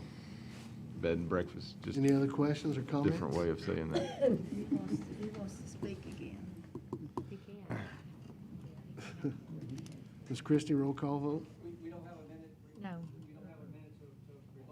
No, sir. Mr. Little, No. Mr. Porsche, No. Ms. Galicia, No. Mr. DeBrock, No. Ms. Cobb, No. Ms. Whitey, No. Ms. Dickerson, Yes. Ms. Hyatt, Mr. Williams, Yeah. Mr. Vincent, No. 7 against and 3 in favor. Motion fails. Item 8, take appropriate action on EX-0621-0115, a request by Houston River Dirt LLC et al. For an exception to allow a 10-acre extension of an existing borrow pit in the 2900 block of West Houston River Road in Ward 4. I will entertain a motion for approval with conditions. Motion by Ms. Cobb. Second by Ms. Hyatt. Mr. Crane. I know it's in your script. It says No, it's not. It all says Ms. Ton. Mr. Chairman, this property is located in the North Sulphur area and is zoned agricultural. In 2018, the applicant received approval to excavate 2 borrow pits for a total of 26 acres with the condition that excavation be completed within 3 years. Since no work has been performed, the applicant is requesting a time extension of 10 years.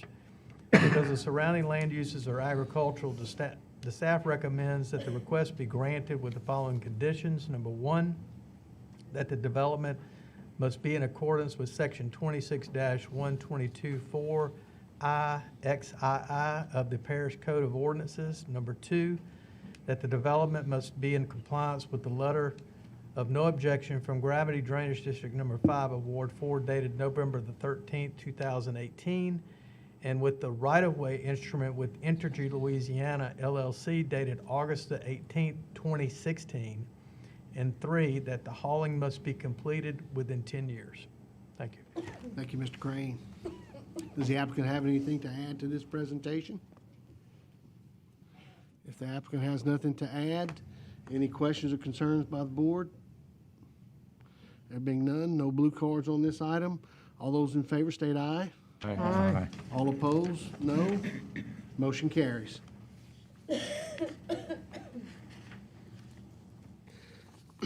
Item 9, take appropriate action on EX-0721-0116, a request by Gwendolyn Ringo for an exception to allow residential development, manufactured home in the 2800 block of Addison Loop in Ward 3. I will entertain a motion for approval with conditions. Motion by Ms. Cobb, second by Ms. Hyatt. Mr. Crane.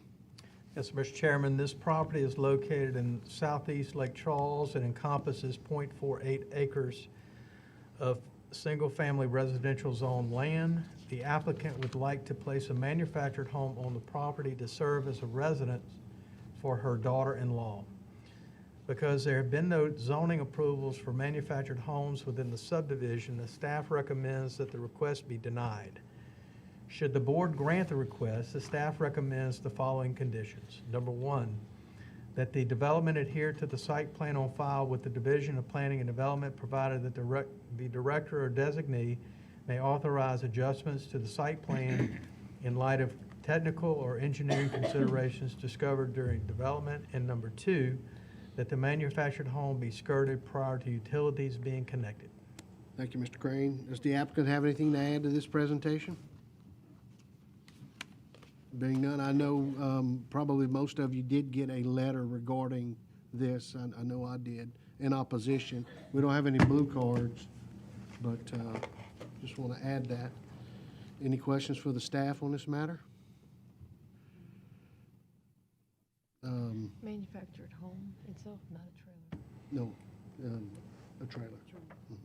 Mr. Porsche, you have a question?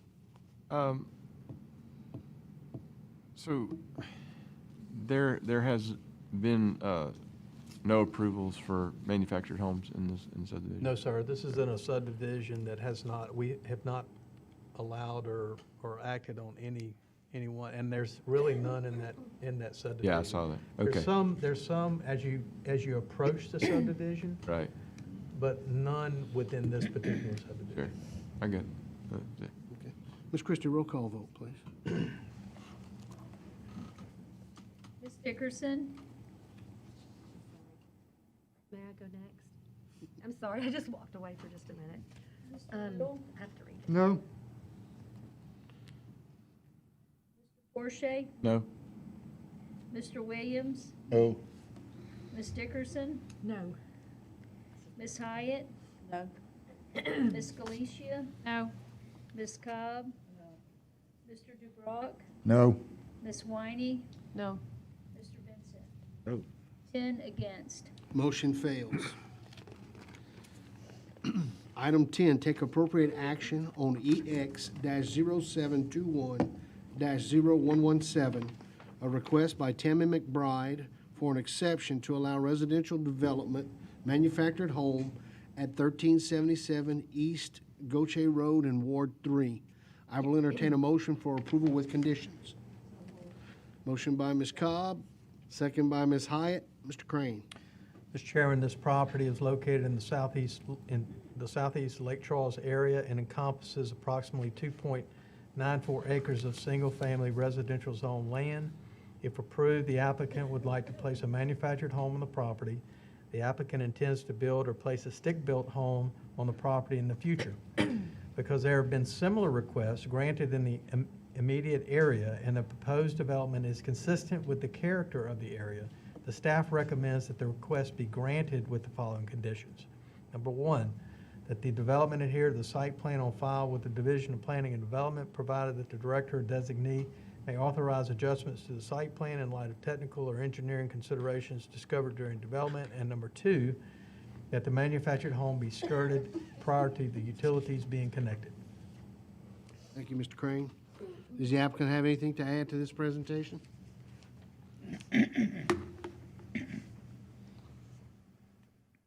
name is Robin Bissoni. I'm at 1010 Lakeland Drive in Lake Charles. I'm representing the potential buyer of this property, and I'm available for any questions you may have. Okay. Any questions by the board for Ms. Bissoni? Thank you, ma'am. We have no blue cards on this item. In that case, all those in favor state aye. Aye. Aye. Any opposed? No. Motion carries. Item 12, take appropriate action on RZ-0721-0204, a request by Hazel May to rezone from agricultural A1 to light industrial to allow industrial development, office and contractor storage yard at 145 High Hope Road in Ward 6. I will entertain a motion for approval with conditions. Motion by Mr. Williams, second by Ms. Hyatt. Mr. Crane. Yes, sir. This property is located in the North Sulphur area and encompasses approximately 10.39 acres of agricultural zone land. The applicant has been utilizing the property for his residence and an office and the storage of 4 hauling dump trucks for KM Logistics, excuse me. Since the owner wishes to extend the use beyond a home occupation, the applicant is requesting to rezone a portion of the property to light industrial to allow the office and storage yard. Because the properties adjacent to the proposed development are residential uses, the staff recommends that the request be denied. Should the board grant the request, the staff recommends the following conditions. Number 1, that the development adhere to the site plan on file with the Division of Planning and Development, provided that the director or designee may authorize adjustments to the site plan in light of technical and engineering considerations discovered during development. Number 2, that all exterior lighting must be oriented inward towards the development or structures to minimize intrusion onto the surrounding properties. Number 3, that screening must be provided in accordance with Section 2650 of the Parish Code of Ordinance prior to obtaining an occupational license. Number 4, that a runoff management plan will be required unless appropriate waivers are granted by the Division of Engineering. Number 5, should a development permit not be obtained within 1 year of police jury approval, the property shall automatically revert to its original zoning classification as per Section 26-127B of the Parish Code of Ordinances. Number 6, that the use is limited to office and contractor storage yard. And number 7, that the rezoning is non-transferable. And we have received opposition on this request. Yes, we do. Thank you, Mr. Crane. We have two blue cards in opposition.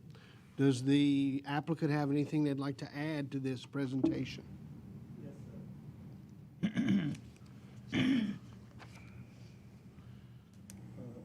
Good evening, ladies and gentlemen. My name is Kawambi May. I live at this residence. It's owned by Hazel May, my mother, 145 High Hope Road, Sulphur, Louisiana. As far as the light industrial use is concerned, for production, processing, assembly, I'm not doing any of that. I'm not operating any commercial enterprise there. I'm not selling any dirt. I'm not stockpiling anything, nor do I have any future plans to develop anything. I applied for an occupational license because my business is addressed there, and the planning and zoning recommended or pretty much said that, hey, you're going to have this rezoned into light industrial, although I don't do anything that I would consider light industrial. I'm only parking trucks there. So I'm not storing any material there for sale. As far as a home office, I mean, I email invoices occasionally from my cell phone. So I don't know if light industrial is not an overkill of what I am trying to do. For the record, I said we had 2 blue cards in opposition. We don't. Mr. May has one. He is obviously in favor of it. So, any questions for Mr. May on this item? Thank you, Mr. May.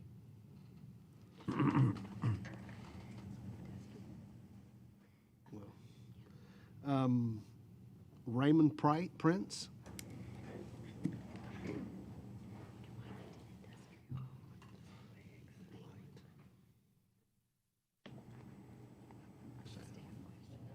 Hey, how you doing? My name's Raymond Prince. Most everybody knows me as BB. I've lived on 130 High Hope Road, been there for 45 years. When I built my house, the road was gravel. It has been a residential area the whole time. I passed a petition in our neighborhood, up and down High Hope Road, and I have 100 signatures on a petition that people does not, I didn't have anybody turn me down. The concern of the neighbors was the property value would go down with all the dump trucks. He doesn't have 4, he has 6. I passed in front of it and counted it on my way here.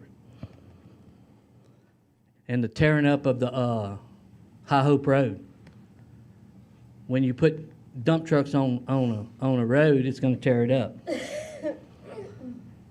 I have pictures of a big truck dumping debris at his place. It wasn't a regular dump truck. It was one of those red dumps. I don't know how many yards it is. I didn't catch him one time. I got pictures of him dumping twice on their property. The pictures were taken and sent to Mr. Burley. So Mr. Burley has the pictures. The people on Long Pine, which is the road right behind their property,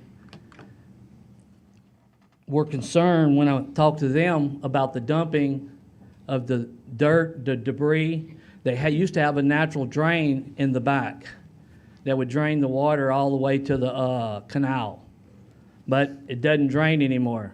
Those people can't even mow the back of their yards because too much water's on the ground.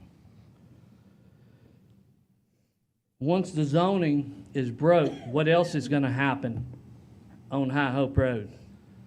What else can you get? They go just start commercializing, have auto mechanic shops, all kind of stuff up and down the road. That's all I got. If you'll have any questions, if you want to see the pictures, if you want to see the petition, I have it in my bag, and I have the pictures on my phone. I got one question for Mr. Pass Price. it around. Before they moved the trailer on that property, on High Hope Road, wasn't that considered a flood zone? Yes, it's water. That's why they put all that dirt in there to build it up, right? Before they allowed the trailer. I went out there, I'll tell you what, I went out there and checked it before they even moved on it, because we had another incident where the ditches was enclosed with dirt. Do you recall that? Ain't come to my house.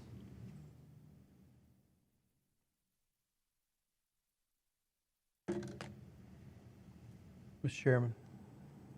Yes, sir. I'm waiting for him to answer my I said you question. didn't come to my house. No, I didn't see you out there. you didn't see me. No, sir, I didn't. And I live right across the street. You're in front, on. I'm on High Hope Road. You're not on the same side. No. Well, Well, I observed I'm that catty corner property. across the road. Yeah, I observed that property some time ago. I know, you know. You have a petition? Yes, sir.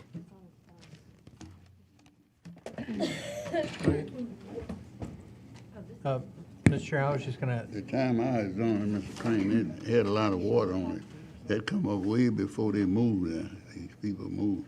yes, I was just gonna answer, or follow up on Mr. Williams' question about flood zone. This particular property is not in a flood zone. It's in a Zone X. Now, there may be other properties along High Hope Road, but this particular property is not.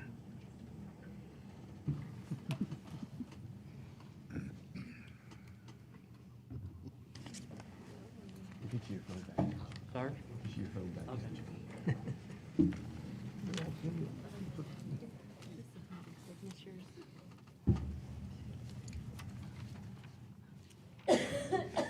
Mr. Chair, if we'd like to recall the applicant up. Mr. May, would you like to come back up to the podium?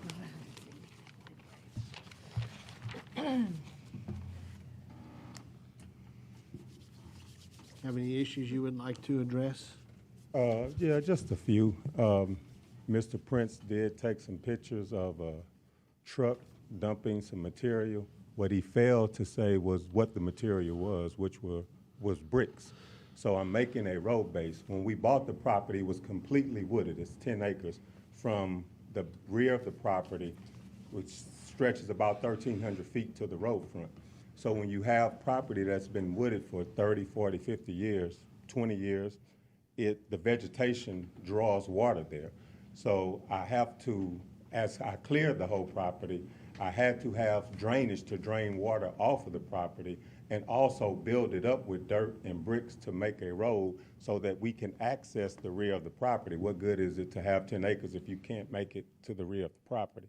So the only thing I've hauled there has been dirt, rock, bricks, and concrete to build up a road so that my family can access the whole entire property.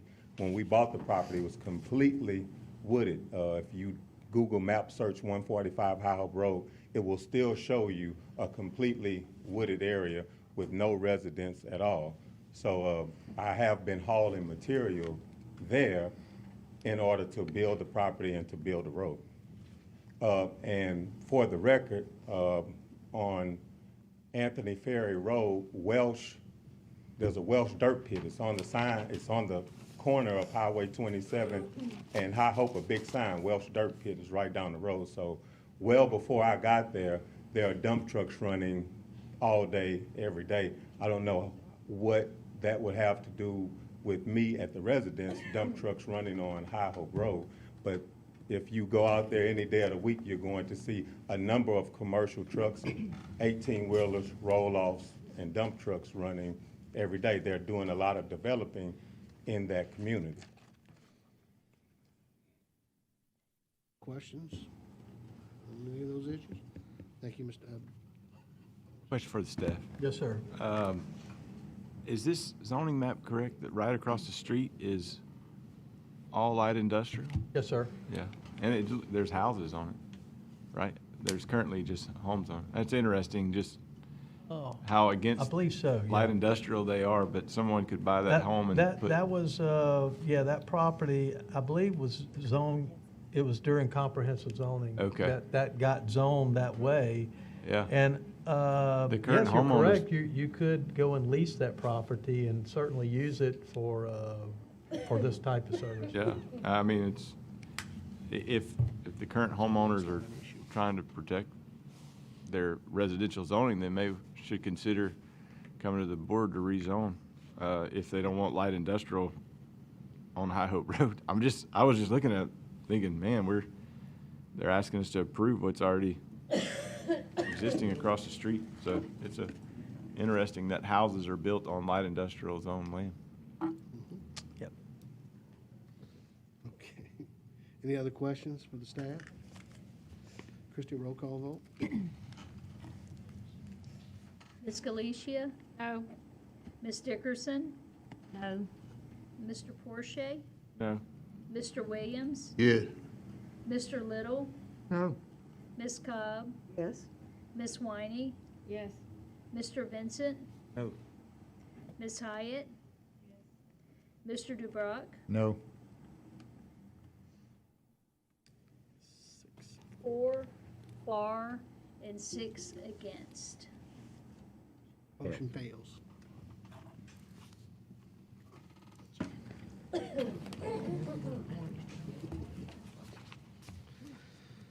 Okay.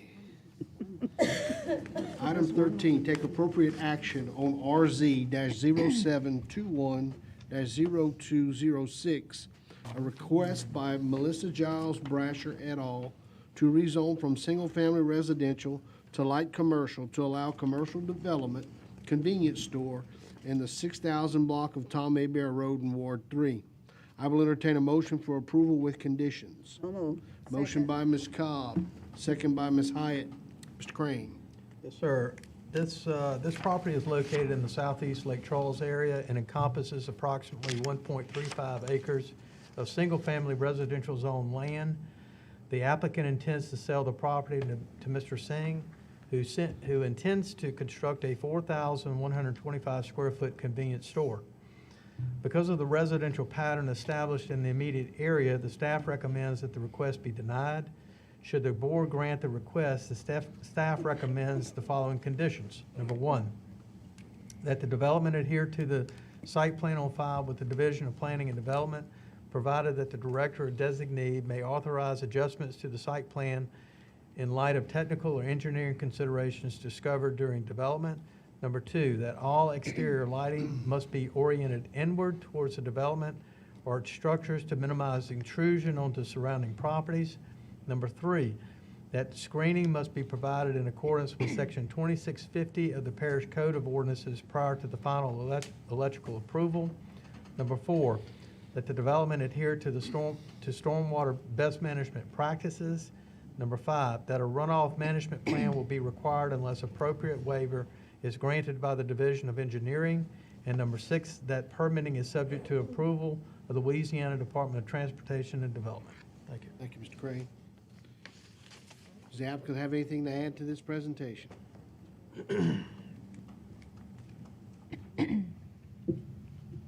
Robin Bissoni, 1010 Lakeland Drive, Lake Charles. I'm representing Mr. Singh. You have the front elevation and the floor plan of the convenience store. Mr. Singh currently operates 2 other stores in Lake Charles area. One is the Airport Corner store at the corner of Goche Road and Lake Street, and the other is a store called Stop Time at the corner of Hamreed Road and Lake Street. I do a lot of permit consulting in the convenience store business, and these 2 stores are some of the best properties in the parish. They are the neatest, the cleanest, the best managed. I would put my paycheck on that any day of the week.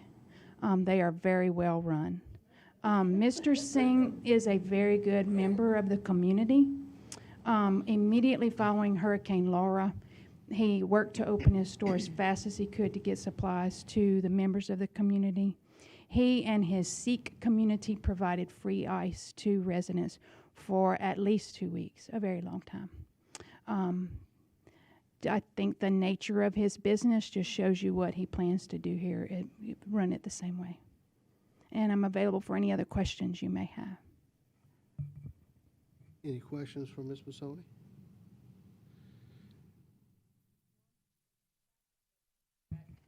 No, it's north of Goche. It's between, I went by there, but now I can't remember. it's okay. It's between Todd Jude and Mickey Lane on the east side of Tom A. Bay Road. You can see in the red, yeah. South of KK's corner.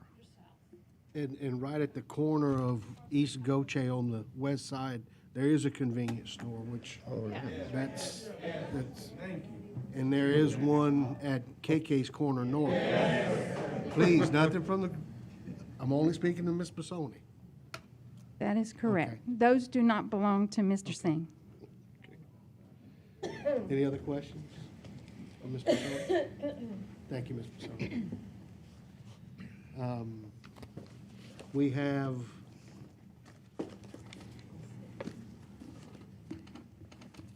6 blue cards. Okay, got a ticker. First up, Kurt Corville. Mr. Corville comes up, Mr. Chairman. We're going to limit these speakers to 2 minutes each, is that correct? There's 6 of them. 2 minutes each. 6 of them. Each of the speakers on this item, based on the cards we have, will get 2 minutes to address these issues. Kurt Corville, 6069 Tom Hebert Road. I was born and raised in this area. For half my beginning of my life, I lived within a half mile of that area. The last 25 years of my life, I lived within a quarter mile of this area. Things were simpler back then. We had one convenience store every mile. There was plenty. I used to walk to the convenience store half mile away. Things were easy. Just one in the area. Now we have within 4 or 5 within a half mile area of this same location. Do we really need another convenience store? We're somewhat in a rural area, but the more convenience stores, you can imagine what that looks like. We're no longer in a rural area. I would just like to see an end to so many in such a small area. It's not Ryan Street, it's a rural area. You don't need one on every corner. Thank you. Thank you, Mr. Corville. That's it. Next, we have Leroy LeBlanc.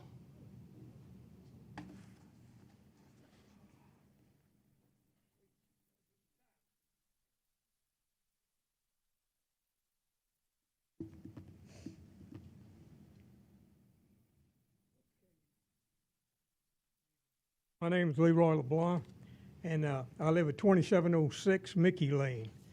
I've been living there for 30-plus years, and I'm here to voice my opposition to this rezoning of this property. We live in a restricted subdivision. It's called East Park Subdivision, and we've been there for many, many years. It was been developed since the 70s.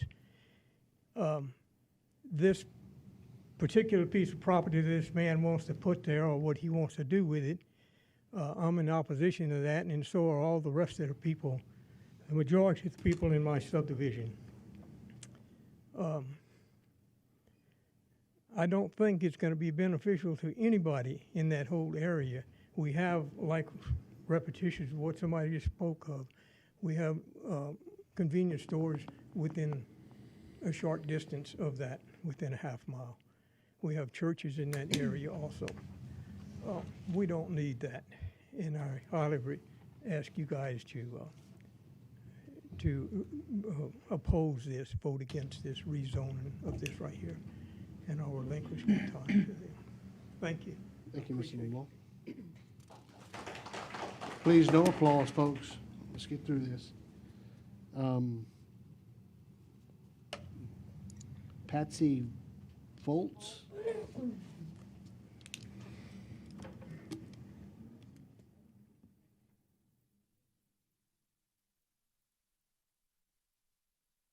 Patsy Foltz. I live at 2903 Mickey Lane. It's the East Park subdivision. Across the street from me is Greenbrier, Green Lawn, and Marty Lane. On the side of me is Tom Jude. And like you mentioned, there's 2 grocery stores, KK's Corner and the other. You forgot there is one called Grab and Go on New Moon Road. So within a mile and a half, we have 3 convenience stores, a Family Dollar store, 2 Dollar Generals. Why would we want a 4th convenience store? My question is, what will she build or he build behind that extra property? We live in a flood zone. I've lived there 40 some odd years, and I just was flooded for the first time. So it's just the beginning of the flood. So if you add more concrete, you're just going to flood us more. Our ditches are full, the grass is overgrown, the drainage is horrible, and at the end of Mickey Lane, they filled up our canal. the parish filled up our canals. So therefore, the water has less area to drain. So all they're going to be doing is flooding us more. So I'm asking you to vote against it. Thank you, Ms. Phillips. One other thing. No, Can I mention one other thing? I'm sorry, I forgot the most important thing. That service station is going to be draining gas and oil and everything. Right next to it is our water system, is our well. We all own well. And last year, 5 years ago, when I had to fight this, I called Kinder Water Supply, and they told me eventually, in time, it will contaminate our well. So you take that in consideration, because it's exactly, the well is right there next to the property. thank you, Ms. Phillips. Mark Irvin.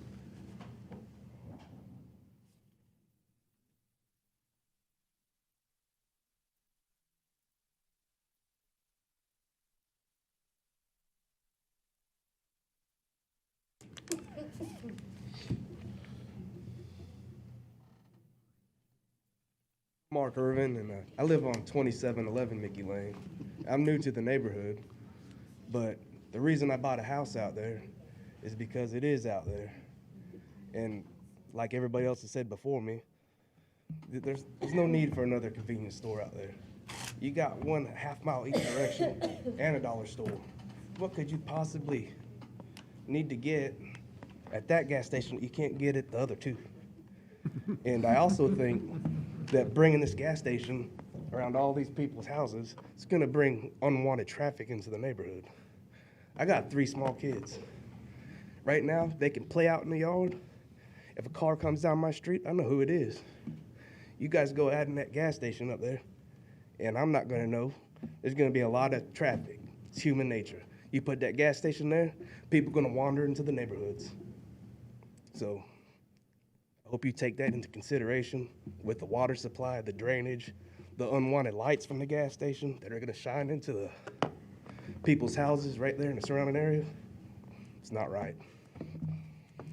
And I hope you consider that. And I'm very opposed to it. Mr. Irvin. Cynthia Bajerot.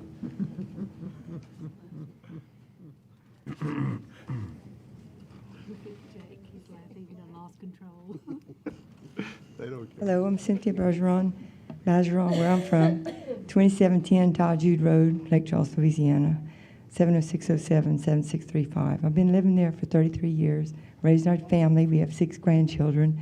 I teach locally. My husband's a retired teacher and coach. I want to request that you keep it residential, single family. Also ran for police juror a couple of years ago, Chris Landry, and it was a good fight, and I appreciate Chris.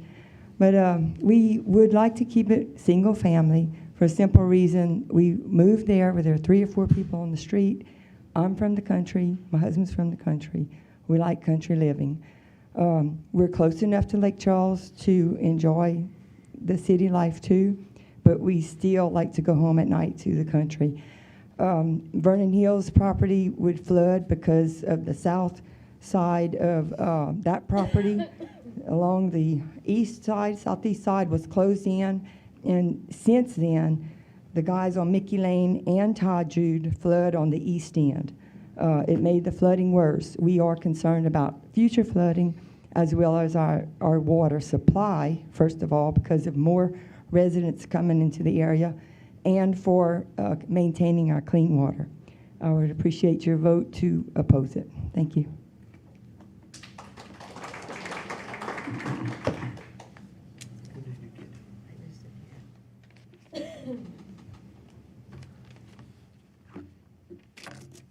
I have one more. I don't know where it came from on this item.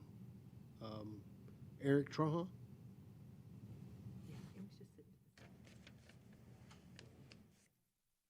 It was here, it just pushed aside somehow. Well, we have, look at this stack. Well, I'm Eric Trahan, 6117 Tom Abear. I'm new to the area as well. I lived further south, lost our house with the hurricane, bought Red Oak Farm. I'm also opposed to this gas station. It's pretty simple. We've got 3 or 4 gas stations, Dollar Generals, Family Dollars, within half a mile to 3/4 of a mile from each other. We don't need another gas station, but one or two things that the other people didn't talk about is property value. You know, this gas station going in their backyard, my front yard, you know, what's it gonna do to all of our property values? And also, I understand Mr. Singh's looking at buying this entire acreage, which is 28 acres, and he has other plans for commercial development on this property other than this one gas station. So I oppose it, and would love for y'all to oppose it as well. Thank you. Thank you. Ms. Bissoni?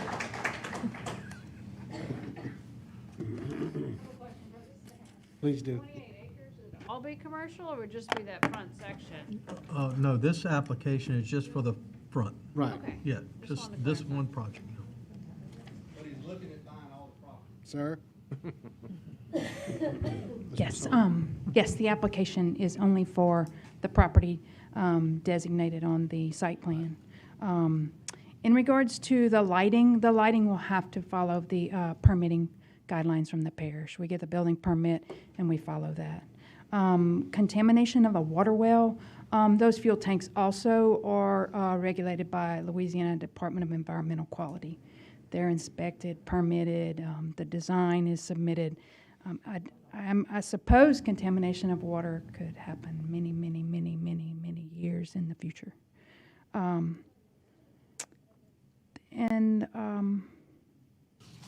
think that's it. You know, I know that drainage is a concern. That's a concern for the whole parish. That would be a concern for any application. So we will have, we do have to meet the guidelines of the parish permitting in regards to that as well. Thank you. Okay. Any questions for Ms. Bissoni? Thank you. Does the board have any questions for the staff?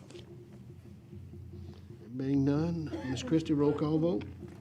Ms. Dickerson? No. Mr. Little? No? Ms. Galicia? Yes. Mr. Vincent? No. Mr. Porsche? No. Ms. Cobb? Mr. Williams? No. Ms. Hyatt? Mr. DeBrock? No. Ms. Winey? No. 1 for and 9 against. Motion carries.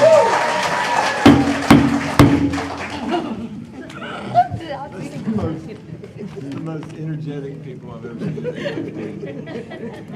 seen. Jake, you tickled me. 3 hours into the meeting, they're still clapping, man. I gotta give them credit. It's like we lost Mr. Chairman. Mr. Chairman. You gotta go. Let's go. The next item on the agenda is to advise that the police jury took the following action on July 22nd, 2021, with reference to the recommendation of the Planning and Zoning Board from the July 20th, 2021 meeting. Marty Wells, Highway 90 West, Planning and Zoning recommended approval. Planning and Zoning approved. Planning and Zoning recommended approval, police jury approved. Open A1 Ranch, Highway 397, Planning and Zoning recommended to deny, police jury denied. Billy Berry, Woods Road, Planning and Zoning recommended approval, police jury approved. The next item on the agenda is to advise that the next regularly scheduled Planning and Zoning meeting will be held on Tuesday, September 21st, 2021. I will entertain a motion to adjourn. Motion by Ms. Galicia, second by Ms. Whiting. All those in favor, state aye. Oh.